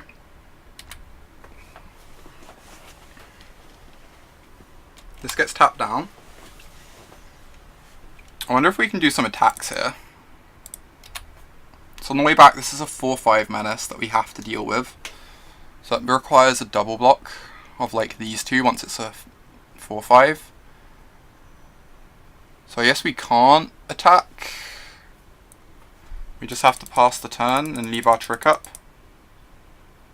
Yep. We just have to pass the turn with our trick up. Which looks very suspicious, but could end up getting our opponent. They're getting back Chainer's Torment. So they get to drain some life. Yeah, it depends on how they attack. The Chainer's Torment's gonna kill us over 2 turns though, which is kind of a problem. Maybe we have to kill that thing. I didn't consider this. Now we have to like draw the planes for Teferi or something that searches for planes to get this off the board. Right.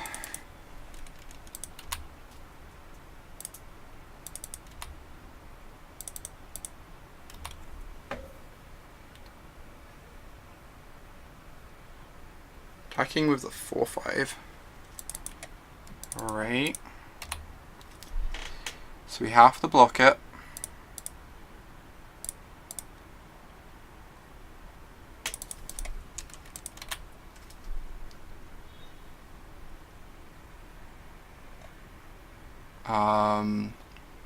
So at the moment, this just dies and killing this doesn't change anything, so we just let this happen.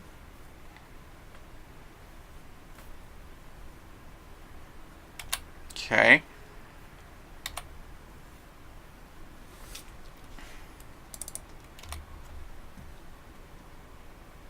Maybe I meant to kill... No, I meant to kill this, so this doesn't untap. I actually punted this. I had this game if I kill this. Because then this doesn't untap and they die.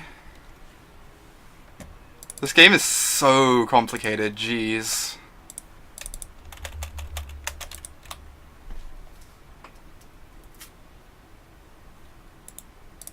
Yeah, this game was too complicated. I think I was a bit too thrown by the Chainer's Torment. I'm still getting used to lots of the cards as well. Now we're gonna die to this in their upkeep. That was kind of a sad loss. If we kill the Voltaic Servant, we win that game. That's fine. We're still like learning the cards, right? I'm happy I managed to see that play on my own eventually before I read it in chat.